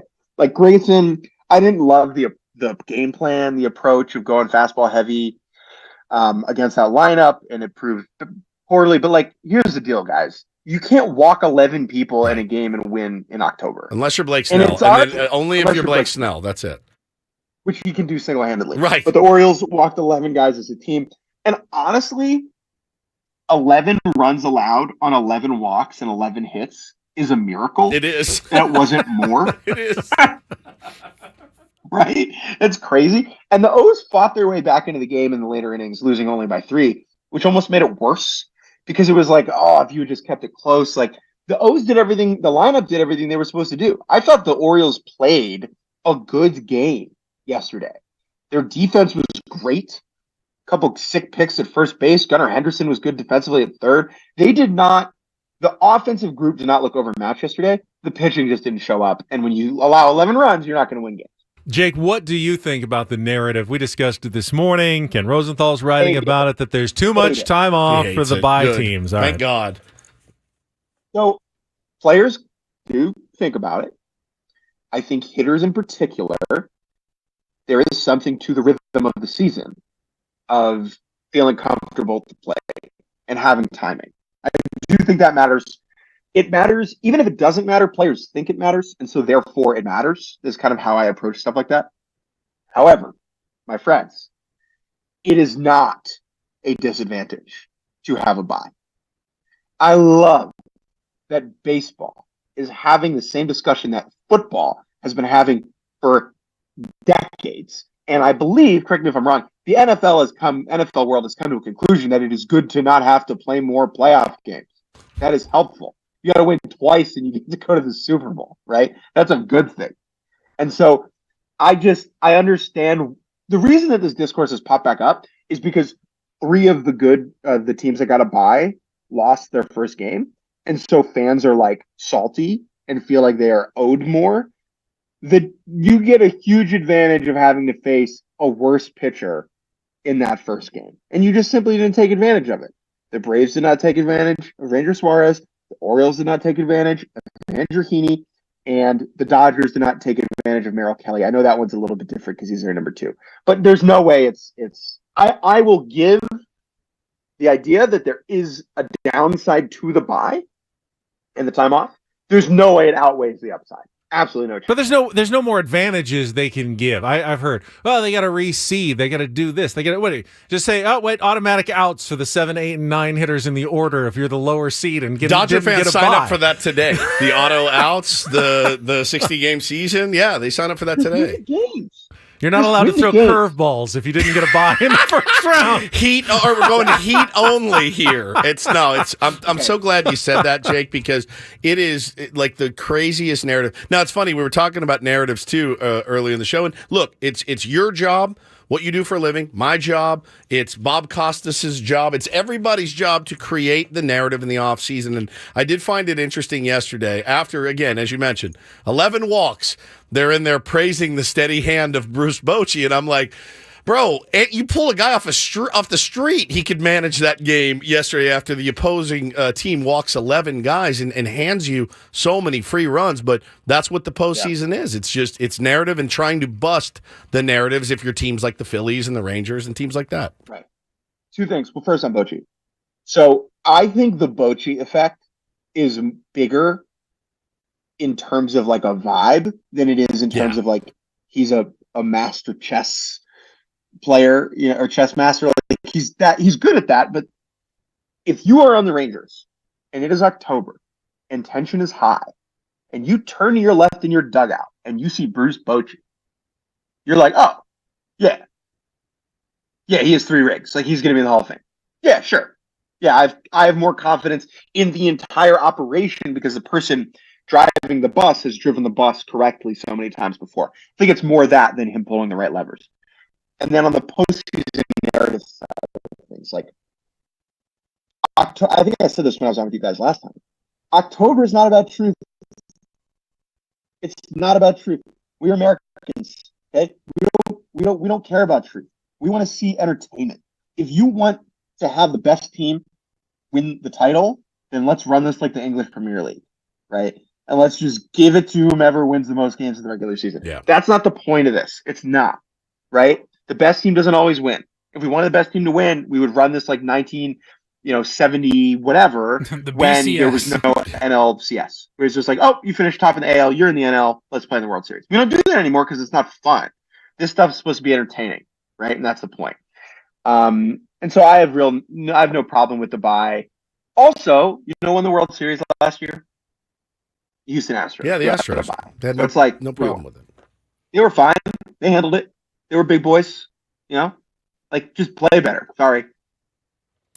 Jake Mintz from Cespedes Family Barbecue is with us here on Ben and Woods, and we had some news here over the last week since we've last talked to you guys with AJ Preller and Bob Melvin, both coming back. We had AJ Preller on our show on Friday. He said a lot without saying anything at all, or he said he didn't say anything at all while saying a lot. One of the two things. Jake, your thoughts on what you've heard out of Padres land over the last couple of weeks? Yeah, that scene from Wolf of Wall Street where Leo's like, I'm not freaking leaving. I'm not leaving. It was like both AJ and Bob Melvin doing it simultaneously at the same time. And we're not leaving. It's like, oh, okay, sure. I love the statement, non-statement. Oh, I love a non-statement statement. Nothing like that. My thoughts. Don't love it. I think baseball teams too often overreact to bad seasons. Nothing like soccer. Oh my God, soccer, you lose 3 games. Like you got to join the unemployment line. But in baseball, like time is important to give people. AJ Preller, I like AJ. He has gotten a lot of time. He has got a lot of time, and it is clear by everything that we have learned that his relationship with Bob Melvin does not seem to be salvageable. And even if it is salvageable, maybe there is progress to be made there. You feel confident it's going to happen? I don't. Ben does. I don't. I kind of get along with everyone though, so I can't really understand. He doesn't understand can't beef. Be fixed. He doesn't understand what beef is. No grudges. No grudges. Woods is a little more. He knows a what lot that's more. like. Yeah, a lot more. Yeah, here's something. The other day I was talking to a front office person who told me that a previous job they had for a different team, their job was to be the go-between between the manager and the GM. And that the GM and the manager's relationship was not great. And so they needed someone to kind of translate between the two of them.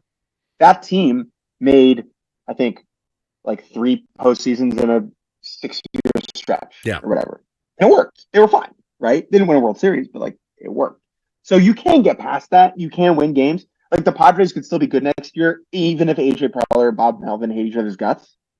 Like that could still exist. And there is talk about hiring a GM under AJ that, ideally maybe could be that sort of go-between guy, Jake, but that would also require AJ hiring the right sort of person. And ceding a little bit of control. That could go between the two of them, and we're not 100% sure, whether that's possible or not.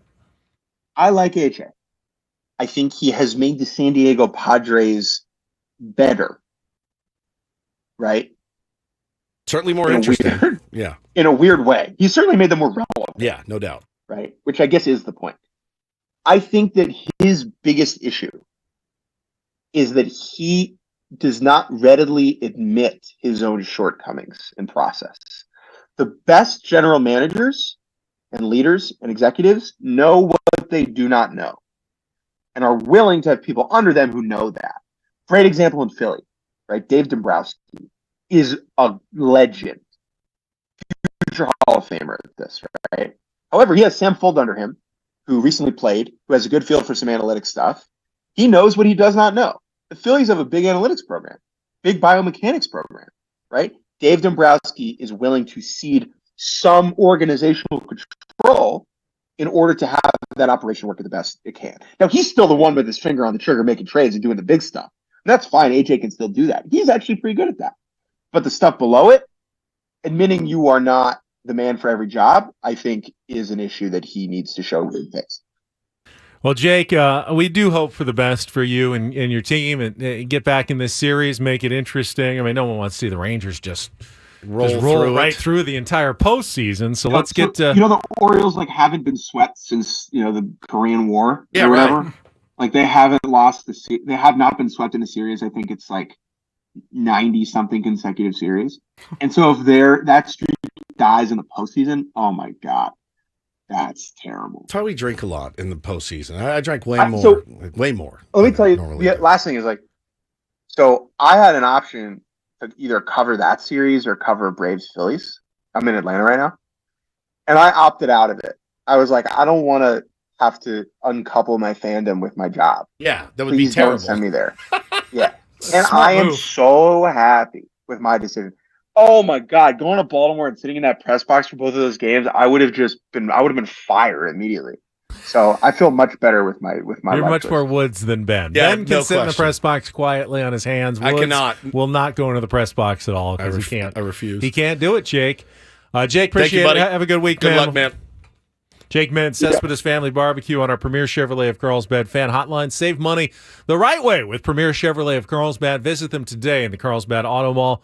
Chevrolet, find new roads. Is he calling in from an oyster? He was in his kitchen. Oyster shell. He mentioned soccer, how it's even more dramatic in terms of firing. See, now when they fire someone, they say we want to punt the gaffer, which I think is just cool to say. Yeah, I'd probably want to fire more people if I could say we got to punt the gaffer and bring in a new coach. And if it was cool sounding like they. It's much cooler. Yeah, it does sound much cooler. But I don't know. I mean, it's that balance. Do you consistency? Steadiness. Same people at the wheel, knowing that they'd come back. Honestly, the Padres have tried it with a lot of turnover the last few years. Roster, coaches, managers. Obviously, AJ has been the consistency under it, but it feels like even though this last year didn't go the way we wanted it to, I'd rather try consistency here. And at least you know that the players who are coming back will know Bob, will know expectations, will not have to adjust to a whole nother thing. They had to adjust to new rules last year. They had to adjust to the WBC. They had a lockout to deal with. Can you just give them one spring training where they get to show up with the same manager, pretty much the same coaching staff, and just get to work for once? Well, except for the Korea series, but yeah. Except for the Korea series. Right. But those are just games. That's travel. It's long travel, but it's just travel. Sure. And just games.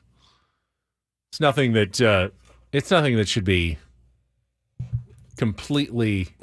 obviously you can hear the narrative in your head in early May when the Padres go, well, it's a Korea series. Guys, it was the Korea series. I don't know what you want me to tell you. Well, the Dodgers are 10 games above 500. Didn't seem to bother them very much. Played the same Korea series. Yeah, super fun. I can certainly hear that in my head right now. Don't say it. You're Just right. remember it. Don't say it.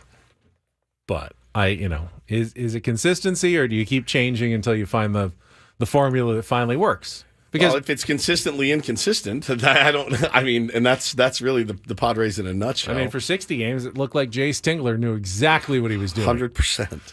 100%. It's a different game for 162. You add 102 onto that, people's arms are a little more tired, their legs are a little more sore. It really wears on you at this baseball season. It really, really does. No, that's why we have football on the backdrop. Primetime NFL games available free from Westwood One, and we don't have a football team here on 97.3 The Fan and on the Odyssey app. Tonight, listen to the Packers and Raiders, and then Thursday it's the Broncos and Chiefs right here on 97.3 The Fan at 4:30, or simply download the Odyssey app, search 97.3 The Fan at kickoff. So you say the Packers are underdogs tonight? They are, yeah, 2-point underdogs in Vegas, which Green Bay, they will be well represented tonight in Las Vegas. That will be a sea of cheeseheads in Vegas, no doubt about it. So I dismiss the home field advantage portion of it.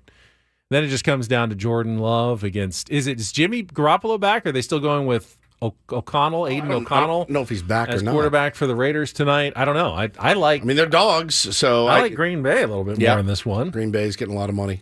A lot of action, +2. And then why are the Broncos going to be on prime time at all this season? What's the spread on that game going to be? 60? I mean, the Chiefs aren't playing. They're not playing great. Playing but great. Still gotta be, oh my it's got to God. be at least 13 and a half. At least, I would think, on Thursday night. I assume it's in Kansas City. So, and I know the Broncos have another prime Sunday night game coming up, and next Monday's Chargers against TV Cowboys. executives saw Russell Wilson and Sean Payton. They got real excited. Yep. And they saw Aaron Rodgers the Jets, and they're all over prime time. New York Football Giants, you're all over prime time. I mean, it was bad foresight. The flexes on their part. can't start soon enough. No doubt. When do those start? It's usually somewhere around mid-season. I think. Yeah. Oh, God, be a perfect example this Thursday night. All right, we are 3 hours in, 1 hour to go. Paulie's got his Reindl Report. I see a little bit of college football in there. I don't know what his third story is going to be, but it's always worth listening to. And we've got some tickets to give away to an upcoming concert at North Island Credit Union Amphitheater, including Joe Walsh. It's all coming up in our final hour next year on 97.3 The Fan.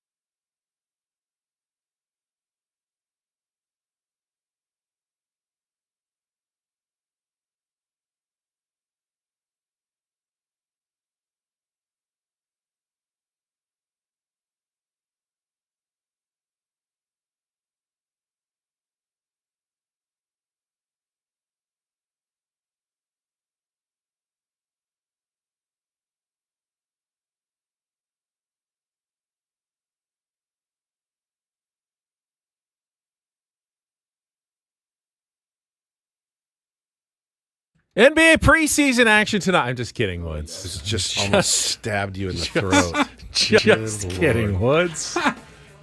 Lakers and the Nets. Still did it. Yes, Still did it. Hey, I'm not going to do it by actually doing it. No, Who you guys got tonight? It's very early. It's very early in the NBA Told preseason. you, I took the Packers and the points, Yeah. Paulie. That's who I took. Well, LeBron didn't even play on Saturday in their preseason opener. No one Can't cares. really- Still doing it. Literally nobody Still cares. going. I'm not talking about basketball at all. At all. Also, on the basketball team. So. I'm just saying there wasn't a lot of Padres news this weekend, which is a good thing. That is a good thing. At this point where they're at, yeah. If there are major headline stories every weekend of the offseason, it's going to be a long, hard offseason. And I think, they'll still be here. I think those will. They're going to be, again, one of the more talked about teams in the offseason, as they have been under A.J. Preller's tenure. I mean, again, Jake said it, and we said it on the show last week. If there's one thing he's done, it's make the Padres semi-relevant and interesting. Certainly not always for the right reasons, but people are talking about him. Started in 2015. Yep. Super relevant. They're going to talk. Flashy. MLB Network's going to have specials on, how can the Padres get back to the promised land? All that is going to go down. We'll do it. Everybody will do it. But it was nice. It was nice to not open the Athletic this weekend and go, oh, my God. what in the world? So I had to open the door because you got hot in here. Yeah, it's 1,000 I think degrees the interview with Jake made you sweat a little bit because his internet connection wasn't great. As a host, you always kind of hold your breath when we've got those dicey connections. Like when you'd rather it just drop. When you not, just start over. Do we keep going? We always have that. We always have that debate. But we talked with Jake about the playoff format. I mentioned earlier that the 100-win teams are 0-4 now in the postseason, and maybe there's some layoff to it. But for the most part, as Jake said, I thought he said it very well. You could have a different format. And you could go back to just straight to the World Series or straight to the LCS, but it's more fun this way. There's certainly no unworthy teams left in the playoffs. Would you say that? 100%. There's not one team. You don't look at the Texas Rangers and go, man, they don't belong here. They're playing way over their skis. This is ridiculous. They shouldn't even be on the same field as the Baltimore Orioles. No, the Baltimore Orioles may have had a better regular season, but they're not heads and shoulders better than the Texas Rangers. Rangers have a really good lineup. They got some good pitching. They got a good manager. If you played this series best of 5 10 times, might go 5-5, might go 6-4, one way or the other. It's going to be even. The playoffs are about determining who can play the best over a 1-month stretch of time under the brightest lights and the most pressure. And it boils down to this for me. Don't beat your chest about winning a division if you can't handle a bye week. You can't all year long, we're the best, we're running away with the West or the East or whatever, and then you get what you have fought for. That's why you played so hard to win 111 games last year for the Dodgers, to win 100 games this year for the Dodgers, to win 100 games. You fought for that bye.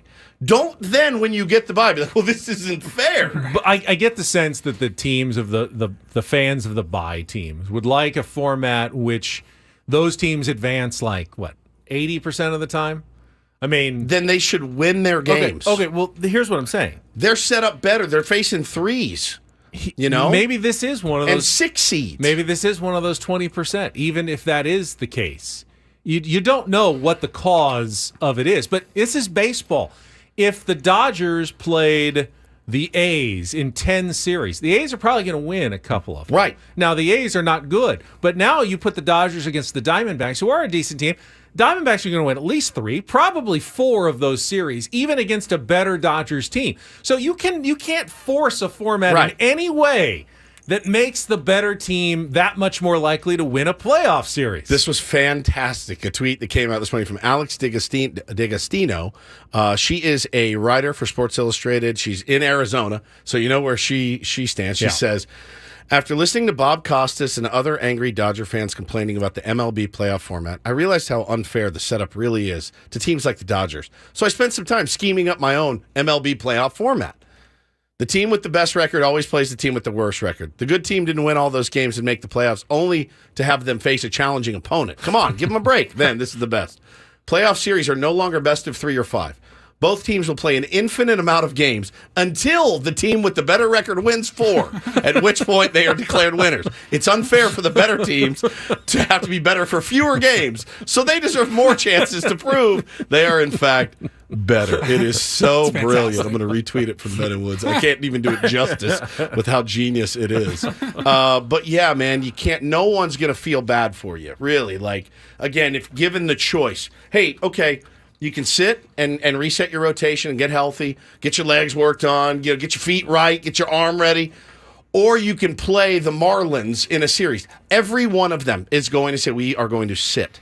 We're going to sit. Why do we love March Madness so much? Because it is such a crapshoot. I mean, yeah, if Duke played, a Cinderella team 10 times, Duke's going to win 8. That wouldn't be any fun.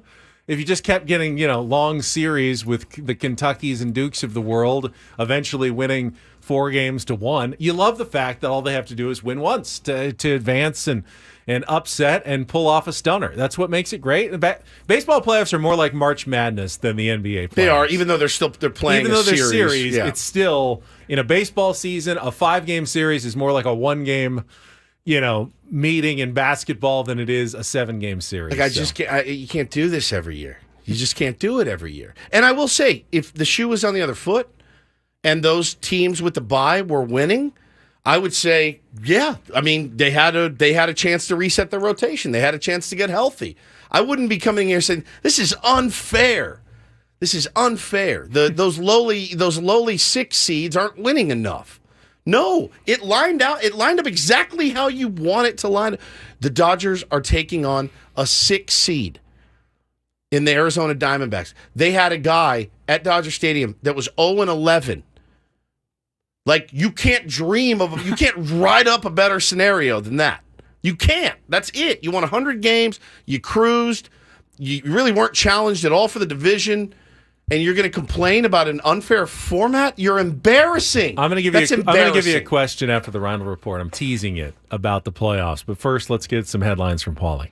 And get things started here with our today's edition of the Reindl Report. Now tuned into the greatest.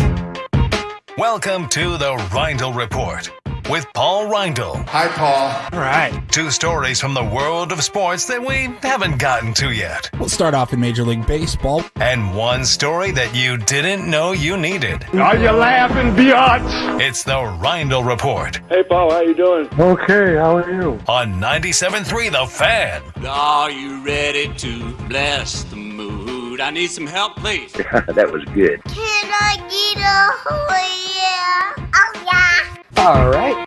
Did you guys see McConaughey on College Game Day? It was unbelievable. Oh, was he doing the picks? No, I was in the car. Actually, Baker up to the Rose Bowl. Baker did the picks. Baker Mayfield did the picks, but McConaughey came in and they asked him. He's like their vibe director. Like, he's like part of their staff, and he comes in and does like they brief him on everything. Yeah, he's like I love it. It's amazing. He's like, I woke up and the sun was shining, a little bit of crimson, and then the burnt orange come through, and I took it right through my hands, and I right to the team. He's a lunatic.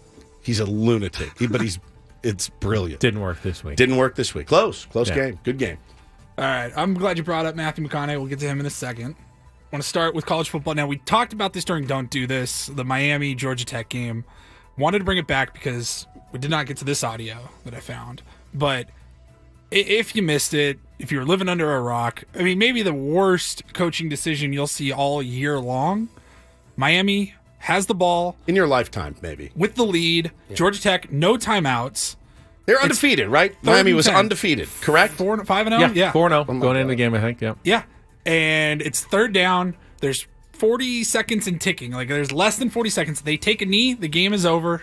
They don't now you tried a victory formation and you fumble the snap or something. That's on the players. Absolutely. That's not a bad coaching decision. This is 100% on Mario Cristobal and the coaching staff because I've never seen it. I've never seen anything like that. I know it's happened, but I'm sure they said ball security is paramount, but you can't do anything about it. Sometimes they just hit the ball in just the right spot. They end up fumbling and there's nothing you can do about it. Georgia Tech, where did they recover the ball? On their own 40? Like, they still had 60 yards to go. Boom, 1 pass down the sideline, and then guys wide open.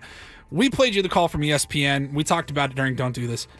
Here's what it sounded like on Georgia Tech's radio network. Oh, yes. With 10 seconds to go from the 44, snap back to King. Tossed out to his right. Looking. 5 seconds to go. He will toss it into the end zone at the 5. Leary into the end zone. Touchdown Jackets. Touchdown Jackets. 1 second left. Christian Leary. What did we just witness? Throwing downfield to Christian Leary, who got behind the defense at the 5. And it's 23-20 Jackets. I see it, and I still don't believe it. 99.9% loss probability. I mean, It's gotta really, be the should have been greatest- 100. 100. Yeah. Really should have been 100. It's as close to 100 as you could possibly get. Kneel the ball. Game over. I mean, how do you show your face at work if you're the head coach? It's your decision. If you're the quarterback too, aren't you? You overrule and aren't just you go, like, you know bro, what? forget it. I know they No. want us to run a running no, play. I'm Let's going to just kneel. kneel it. I'm not an idiot. Yeah. Like, are you out of your I mind? mean, if the quarterback had taken the snap and acted like he had tripped and fallen, because you're down when your knee's down, game's over and they win. Correct. I mean, probably the worst coaching decision before that, I would have said, was Pete Carroll in the Super Bowl. Yeah. Like passing and yeah, you got intercepted in the end zone. It's somewhat defensible. They're thinking we're going with Marshawn here. Worse. It's so obvious. Let's do what's not obvious. You can make the argument on that one. This one, there's no other argument. Oh my god! What did he? Did Mario Cristobal like say? What's the point? Like, hey, we don't want to ever give up or anything. What? I never saw it. I didn't actually see it. Is there a reason that he thinks there is to not ever kneel on the ball? Like we don't do that. We don't believe in that. I never understood what's the possible rationale when you can kneel and win the game. I mean, they're like, you want to get your players more action. He legit should have lost his job. Yeah, I think so. Legit. As good as a coach as he could be, like if you could believe with everything that he's the guy, you're like, dude, you gotta go. You gotta go, bro. People were calling for Marcus Freeman's head after 10 men on the field, and I'm like, I love Coach Freeman, but they may be right. I mean, it's just inexcusable. And they ran right where the guy wasn't. You know, it's just brutal. Ironic, because this is Columbus Day weekend. Cristobal on Columbus Day weekend. Doesn't do anything for you. Anyways, we'll move on here. Yeah, In the never NFL. So this is just a feel-good story in the weird. NFL. It's like on peyote or something. So the NFL has a partnership with the American Cancer Society. It's called Crucial Catch. They've been doing it for 13, 14 years now. And if you noticed on any NFL sidelines yesterday, they had, slogans like Intercept Cancer or Crucial Catch throughout the end zone. And saw that. Yesterday, Foster Moreau of the Saints scored his first touchdown of the season, and it was his first touchdown since he was diagnosed with Hodgkin's lymphoma. And he was diagnosed early on in March, before training camp and all of that. And he fought it all summer long, and he's back with the Saints now, and he caught a touchdown pass, spiked the ball in the end zone that said Crucial Catch, which was just really pretty awesome and kind of surreal to see that. He said after the game, I loved it. I loved every second of it. I haven't gotten to see it yet. I kind of blacked out and forgot what happened. Crucial Catch month, and I spiked the ball into oblivion right in the end zone. Hell yeah. Very it cool. was really, really Very cool, man. By the way, here's the quote from Mario Cristobal. Oh, you found it. I was dying to find it. Well, Adam just sent it to us. We were moving the pile. We had a pretty good drive going. I'm not going to make an excuse for it and say we should have done this or that. Sometimes we can get carried away, but I should have just stepped in and said, hey, take a knee. I should have stepped in like it was the quarterback, like, The let's keep offensive rolling. coordinator Hey, was watch like, this, hey, guys. we're going. Let's keep going. Like, wait, no. Everyone on your staff, every player, everyone should know. Everybody that's ever played Madden. When there's no time left and you No have no timeouts. timeouts, Yeah. you take a knee and A the game is over. 10-year-old kid knows. Just take the knee. Oh, my God. That's funny. All right, and then finally, you brought up Matthew McConaughey. We talked about him a couple of weeks ago. You actually you mentioned, you said Do you think Texas is like annoyed by that? Yeah, by I didn't know him he and worked just for them. Stalking the sidelines every game. I said, I don't think so, man. Like if Carl Weathers was running up and down the sidelines with Brady Hoke, you know what I mean? Like what the hell's Carl Weathers doing Good pull, here? though. You know? Really good pull. And I remember saying, like, I think he's the greatest ambassador the school could possibly ask He's for. up there. I mean, he probably helps recruit. Like his I get level to hang out with of Matthew superstardom, McConaughey. Yes. obviously, and the attention that he brings. And I brought up, I don't think USC has any problems with Will Ferrell being around their program. None whatsoever. Brought up Will Ferrell because over the weekend, did you guys see him of course, DJing amazing. at a frat party at USC? It's his son's frat party. Yes. Yeah, he showed up to his son's frat party. In like full decked out in DJ gear. Yeah, the And little he's- glasses. Did they go streaking at the end? It was He went full Frank the Tank. And he was just getting after it with this packed out frat party. So cool. And I just thought that was an awesome moment. One of the funniest things I saw. Yeah, I mean, if I go, in 13 years to Bo's frat party and I grab the turntables, he's not going to think it's cool at all. And I bet you Will Ferrell's That's kid what I'm didn't think asking. it was I'm cool. wondering, what's Will Ferrell's kid's name? I mean, Dad, shut does he up. think that's like amazing No. that Dad showed up and did that? Because he's getting a lot of credit. Like, oh my God, your dad's so awesome. Or is he like dragging? Oh, like, his I am head so is in embarrassed his by this. hand. Yeah, it's still his dad. It's still his dad. Doesn't showed up it at a frat doesn't matter party. if your dad is the coolest guy on the. Your dad was Steve McQueen. You're like, bro, please, not now. Yeah, Like, but not. when they do Parents Weekend, I mean, come Just on. like, oh god, this sucks. Oh, it was rad though. It was so awesome loved to it. see the videos and everything. Thank you, Paul Luke. All right, You're very welcome. here's the question for you, Woods, to ponder for our next segment. Of the two National League teams that won 100 games and lost game one, which one goes on to win the series? Which one doesn't? Or do they both lose the series, or do they both come back and win the series? Braves and Dodgers. Let's talk about that when we come back after a check of traffic. Ben Woods here on 97.3 The Fan.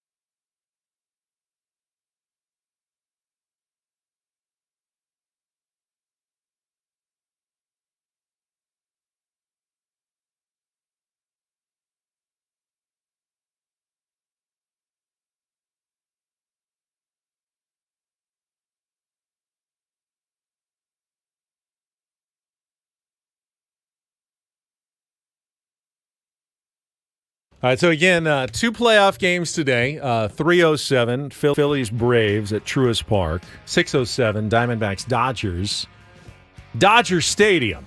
And I asked the question, Woods, before the break. So both of those teams lost game 1 at home, which makes game 2 not a must-win. They're not eliminated. But if you're going down 0-2 and then heading for the next 2 on the road and knowing you're going to have to sweep away from home to even get the series back for game 5, you're in really, really bad shape if you lose these games today.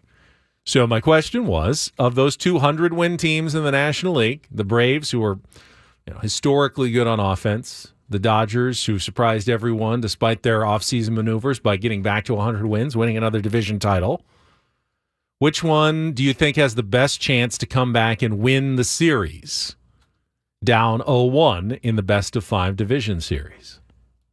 I'm going to lean. I think the pitching favors the Dodgers tonight. I really, it's hard for me to bet against the Phillies. You think that the rookie against the Cy Young candidate? Yeah, he's pretty nasty. I know he's pretty nasty, but he's pretty nasty. Now I said that, and I took the Diamondbacks tonight because the action's too good.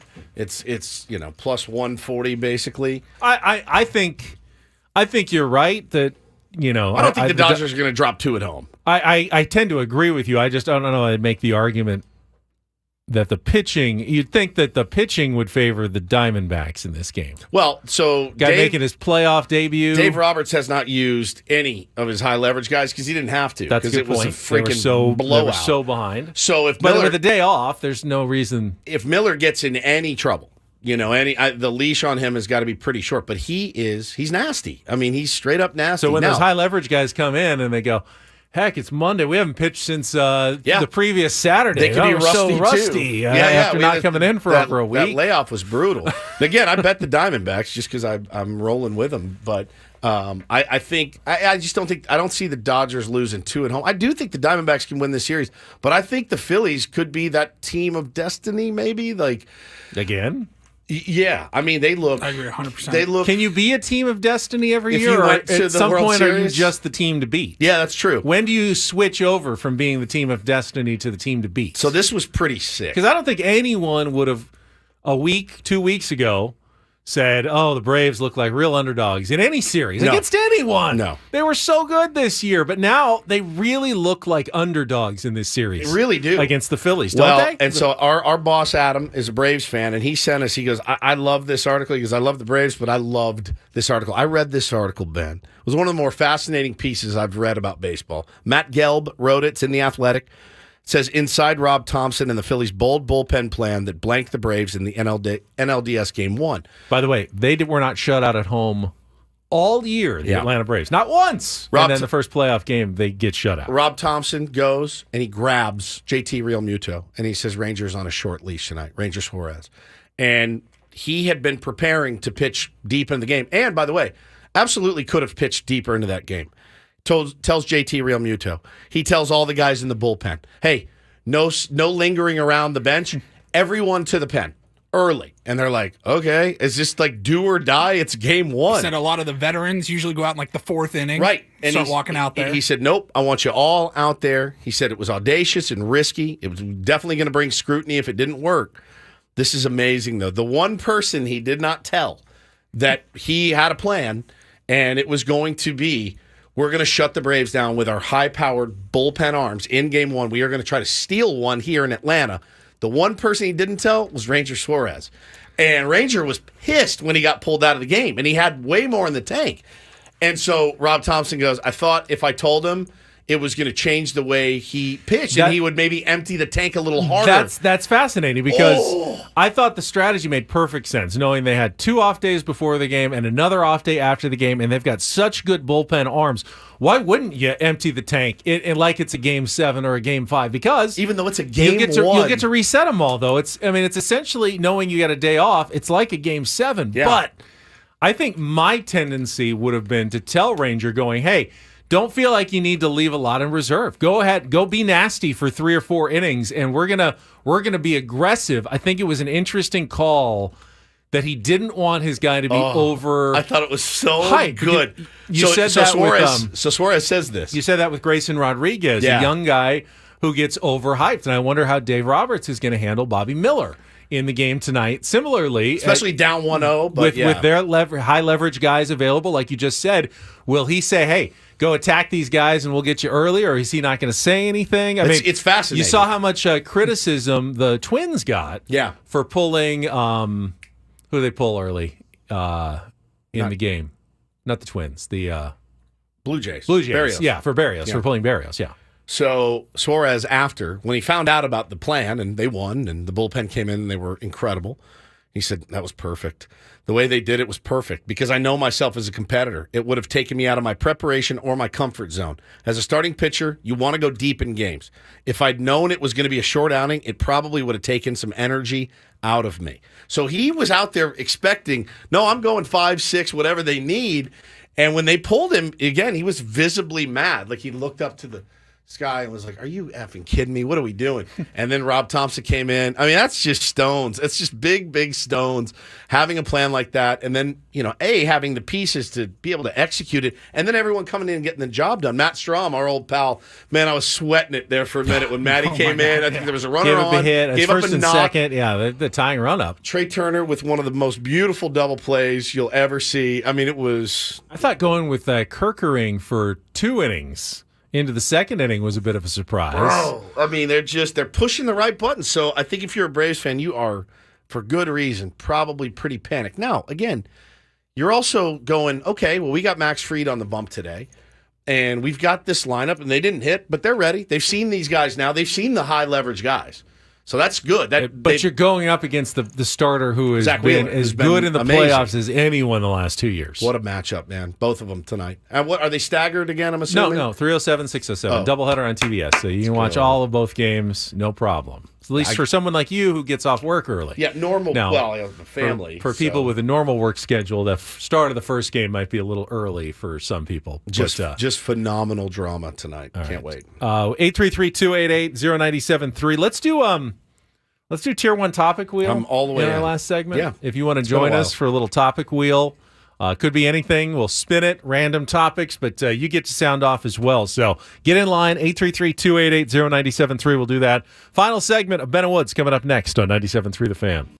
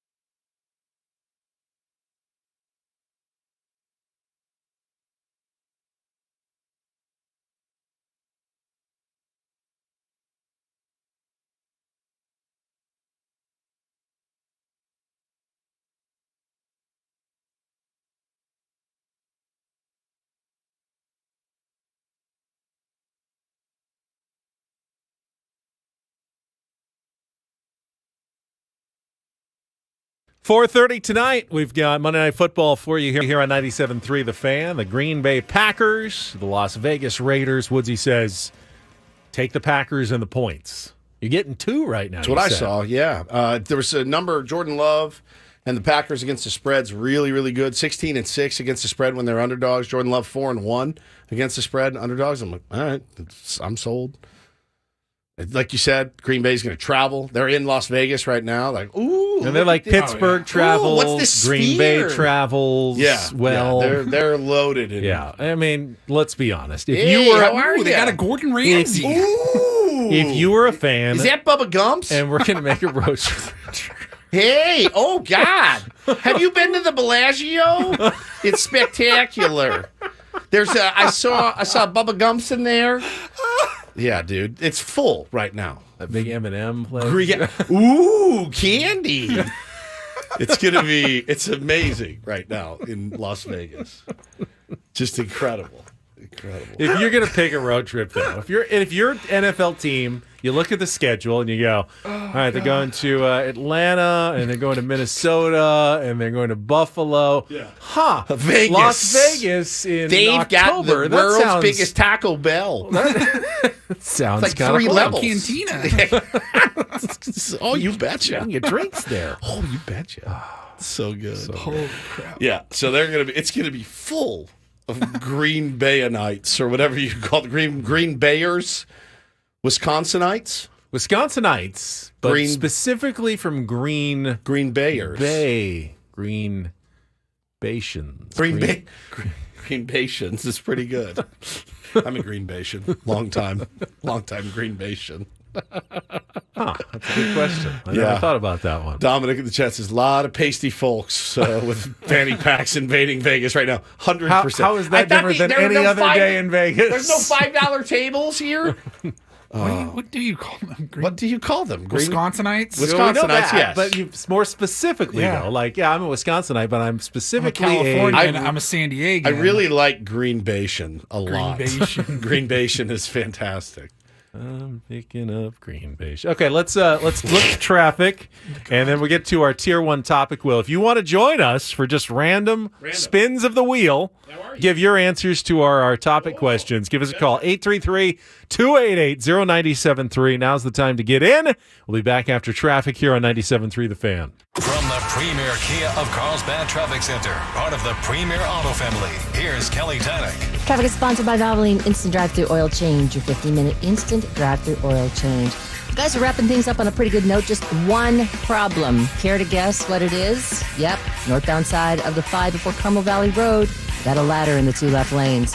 Stop by any of the 30 San Diego Valvoline Instant Drive-Thru Oil Change Centers. You don't have to get out of your car, and it usually only takes 15 minutes or less. Visit SoCalOilChange.com for discounts, locations nearest you. Valvoline Oil Change Centers are open 7 days a week.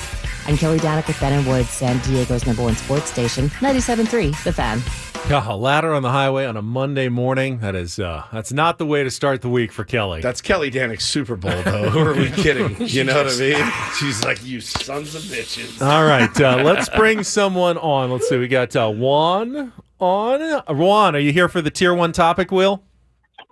Yeah. All right. Hey, all right. Hang on. Paulie's going to spin it, and we're all going to answer whatever question comes up. So stand by. Sounds good.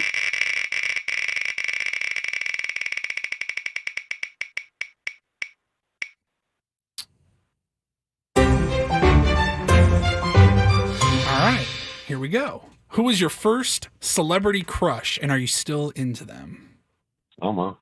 Ooh, Juan, how about you? All right, Juan, you want to go first? No, that has to be Farrah Fawcett all day. Ooh, all right. God, you could do a lot worse than that. So I'm guessing, Juan, you're probably 50s, early 60s then? 50. Yeah, right in the middle. Right in the middle, Yeah. 55. Yep. So I'm a little younger. I'm going to go with Alyssa Milano, and yes. You're still Who's the into her. boss? Oh, yeah. Mine is, I think, in that same vein, too. Nicole Eggert, Alyssa Milano. Yeah, Alyssa Milano. Who's the boss? Sam Maselli. I was actually, Sam Maselli. Angela. I was actually too intimidated by who was Married with Children. Kelly. She Yeah. played Kelly. Yeah. Kelly What was- Bundy. what was It's, the actress? What's her name?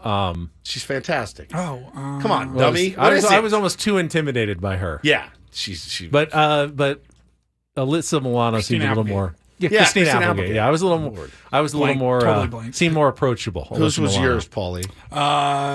Britney Spears. Britney Spears. Oh, was it the "Hit Me, Baby, One More Time" Paulie, video? of course, Came out- 30s. like that 8. yeah, makes sense. Like, I've never felt like more of a deviant than when that video came. I was in Yeah, college. We when were a that came little out. too old for I that. was like, at I that can't. I'm point. not supposed to like this. For a very different reason. Kate Winslet was also on the list Because you saw first boob. You Yeah, saw. very important. That's how I young wish we Paulie is. had, You forget. I was born in 1990. I wish we had a female perspective for this question. Yeah, to for turn sure. it around. We got all the guy perspectives, but I wish we had a female call in to give us your answer on that one. If you're on the chat, Just maybe you don't want to hear a bunch of guys just ogling women. Zac then- Efron. Caitlin says Zac Efron. There's a female perspective. Very handsome guy. Yeah. Very, very handsome. Yeah, guy. on the younger side, obviously. So, all right. Let's Claire go. Forlani. That's a good one, too. She was very, very attractive. Let's go to Magic's on the line. Magic, you ready for a little tier 1 topic wheel? Okay, guys, let's do it. Let's And do it. by the way, I was in Vegas a couple of weeks ago for the Steelers. Nothing like it in Vegas. Crazy. Yeah. Tons of Steelers fans, tons of Packers fans today. Green Balian is very Oh, good. there you go. Thank That's you, the Joel, winner. for A that Green one. Balian. A I Green love that. Balian is incredible. All right, Magic, hang tight.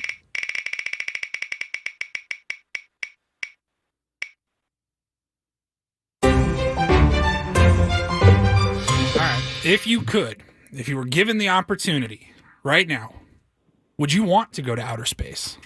Absolutely not. Not for anything. It would be a punishment for me. A punishment. It'd be like, oh, you don't want to do life in prison? Great. You're going not to outer running space. the controls or anything. You're just tagging along. Magic, what would you say? Let's go to Magic. Outer space, yes or no? I'd say absolutely not. Although the way our world is right now, that might be the safest place, but I would. That's I absolutely would true. absolutely not want to go there. I wouldn't either. So I would love the idea of being able to say I went to outer space. I mean, astronauts are all so cool. But you have to actually make it back to say it. especially after they get back. But yeah, the process of going, like the G forces and Forget the it. rocket and everything. Forget it. I don't like roller coasters. It seems like this would be like I love roller coasters. like a really tough roller coaster. Now, I'd love to see the view. I love good views, and you seem like you get a really good one. I didn't tell you guys this. When I went to Chicago with Bo a few weeks ago, we stayed right on Lakeshore Drive, and right directly from our window, you could see Navy Pier. And Navy Pier is a giant pier, but it's got a massive Ferris wheel on it. Massive. Bo will never go up in the when we go to the fair in Del Mar. He will not go in the Ferris wheel. He won't do it. And I'm like, he's like, Dad, I want to go in that one. And I'm like, really? Okay. And I said, this one. And we go stand at the bottom of it. We look straight up, and it's massive. And he goes, yeah, I want to go in it. And I was like, all right, I'll go in it. I had a full-blown panic attack at the top. I was on the floor of the car. You did? Yes. Wow. I was terrified. I don't really It's like not one of height. those ones that swings No, it or doesn't anything, swing right? It's just really. But I lost it. I didn't want to go, and I was like, all right, well, if he wants to go, I'll go. I got to the top, and I had to get out of the chair, the bench, and sit on the floor. Wow. I panicked. And so we made the whole first circle. You I'm didn't like, enjoy the views of Lake Michigan? the view was amazing. There's a picture on my Instagram of it. It's beautiful. It's stunning. It was at night. It was perfect. But when we got to the bottom, I went, oh, thank God. And we went up again. And I go, oh, God. And I'm holding on for like grim death, my white knuckling the whole thing. We go up to the top. We go down. We go again a third time. And I was like, this is it. It's over. This thing's going to fall out Then of they the sky. stopped to let the people out. Yeah, and you're it was stuck there forever. Yeah. three revolutions we had to do. And I got off there, my pits are sweating thinking about it right now. No more for me. No more heights. So space, no chance. No way. I saw a 10 News story this weekend that they're planning on building like housing on the moon by 2040. I saw that as for well. astronauts and even private citizens who want to move to the moon. I don't think I'd want to live on the moon. I would do it. I'd be the first astronaut to absolutely soil his uniform as we went up into I bet you wouldn't be the first. They don't publicize that part of it, but I'm sure it's my happened. guess is there's been plenty of accidents on the way They'd up. be flying my suit behind me outside hanging to dry because it would be. There's just no way. I don't have the stomach for it. Let's go to Derek. You're next up on our Tier 1 topic wheel. Derek, good morning. How are you? Good morning. How are you guys? We're good. All right, let's get Paulie's going to spin the wheel again, see what question comes up next. We're going through some today.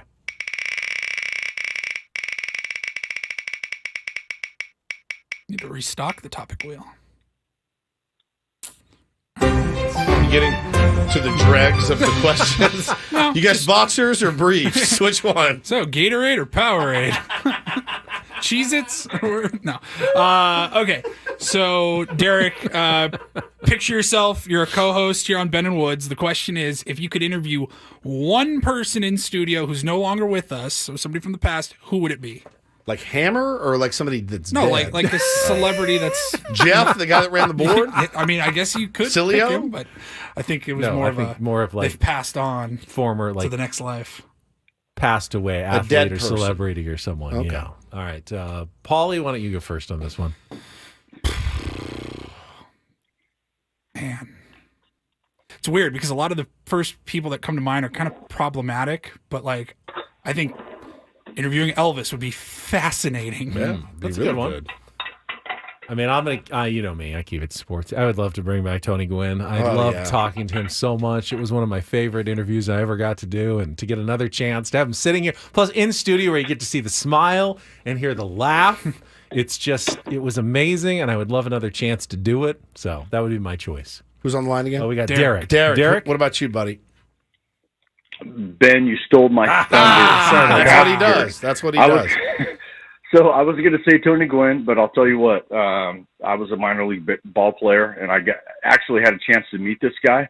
But I would love it because he's gnarly and he's a hardcore guy. Ted Williams. Oh God, just to talk hitting with those guys would be, and having them in studio together. I want to ask Ted about what happened after he died and how he feels about that. Yeah, what did you think of? Very fascinating. What your kids? It's probably his idea. I don't know. Was it or wasn't I think so. I don't know if we even know for sure. I can't think of one. You can't think of one. I can't think of one. You're not, of all the musicians that you. Yeah, I was Chris thinking. Cornell, I was thinking someone. non. I mean, there's so many that you.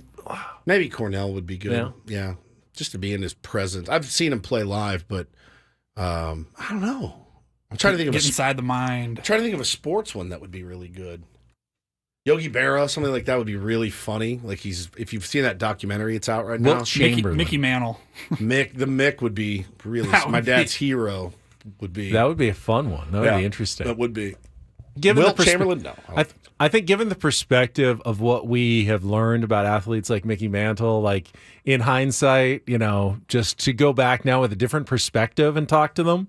Not that it would be different. I mean, still be cool, but to get their perspective on what's happened in the last. I don't know that we would want any of the. Maybe Tony Gwynn would be the only one of the three baseball players mentioned that would understand appreciate the modern game. I really do. I wonder. I feel like Ted Williams would absolutely crap on it.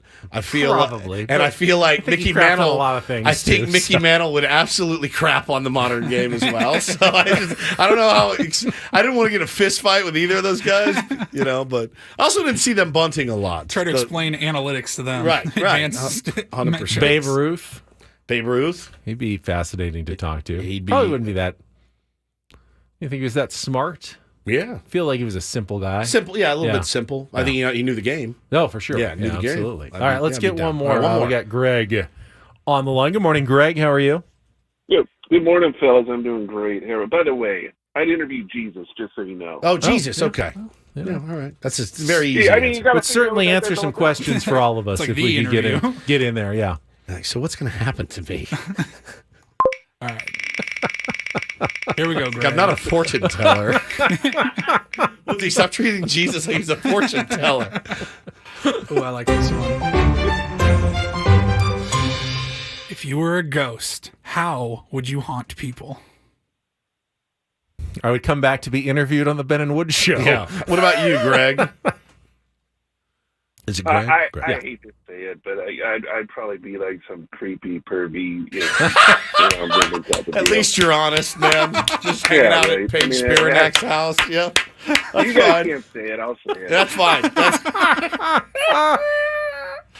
Oh, boy. Oh. That actually happened. So he's like, I'm pretty sure I have a ghost in my house, but it's only in the bathroom. It's only in the shower for He some just reason. hangs out. He doesn't really do Shower anything. He's just ghost. kind of leering at me all day. It's very odd and off-putting a little bit. But no, I would come back and scare my wife's future husband for sure. Every move he made. How? Yeah. Like specific, like Just flicking the light. he grabs his keys. I yank him out of his hand. Would you be it would like subtle Ghost. though, like the very like go up behind him and I'm trying to think of like blow in his ear. Yeah, He's yeah, like, just what like in the world? creepy things that they just I'm trying barely to think of like notice. creepy or movies I've seen, like would you be like cabinets opening. blood dripping from the walls, like over the top, It would haunting? like when he tried to like grab her boob or something, I would do something to scare him, or if he tried to seduce her. Like Good luck, when by the way, Patrick but- Swayze and he Yeah. tries to make his moves on Demi Moore and The best friend. Yeah, totally. Yeah. That That's was what I a would great do. haunting. It's great haunting. That was That's a exactly great- what I was thinking. That was a great haunting. That's exactly what I was thinking of. All right, that was fantastic. Great job to the tier ones. Thank you, Greg, for that pervy admission. Unbelievable. All right, we'll let Paulie restock the tier 1 topic wheel for next time, and but it was good. That was good contribution in the last I love segment. that he says, I hate to say it.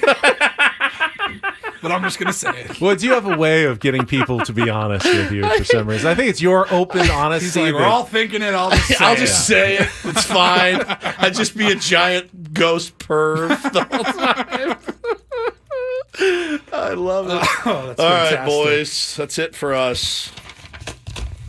Playoff baseball tonight. Yep, 2 playoff games, Monday Night Football tonight, and then back to the American League tomorrow with 2 games. And then, if the series are all still going on Wednesday, we get the quadruple header of baseball again. So it would be games 4 of the American League, and we'll definitely have game 3 of the National League on Wednesday. But they get another off day. So that's why the whole strategy for the Phillies of going bullpen heavy made perfect sense, because they got off day on Sunday, today, game on Monday, off day on Tuesday, yesterday, yeah. And then so you really can't overtax your bullpen at all. No matter what you do, it'd be very hard to. But the thing is, though, is these guys have gotten a look.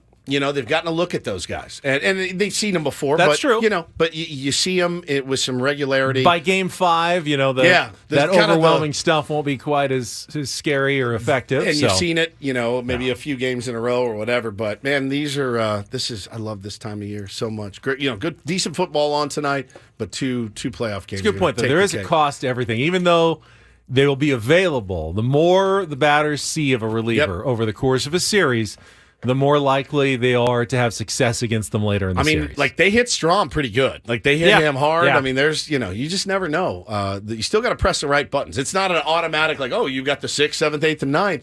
We love Matt. We love Matty. He's not quite as scary as some of the other guys. He doesn't. No, he's not. I love Matty Strom to death. But yeah, you're right. All right. All guests on Ben and Woods appear on the Premier Chevrolet of Carlsbad fan hotline. Save money the right way with Premier Chevrolet of Carlsbad. Visit them today in the Carlsbad Auto Mall. Chevrolet. Find new roads. Look who's in the chat at 9:55. Sam Levitt. Oh, arriving, our beloved. Usually his normal segment Miss here you, on Sammy. Mondays. He could have come on. Well, he can come we on spun next the Monday. topic wheel for 30 minutes. So. Sammy can join us for Topic Wheel Sammy in the future. That's it for us. For executive producer and imaging director Paul Reindl, for Stephen Woods, I'm Ben Higgins. Coach Braden coming up next right here on San Diego's #1 sports station, 97.3 The Fan.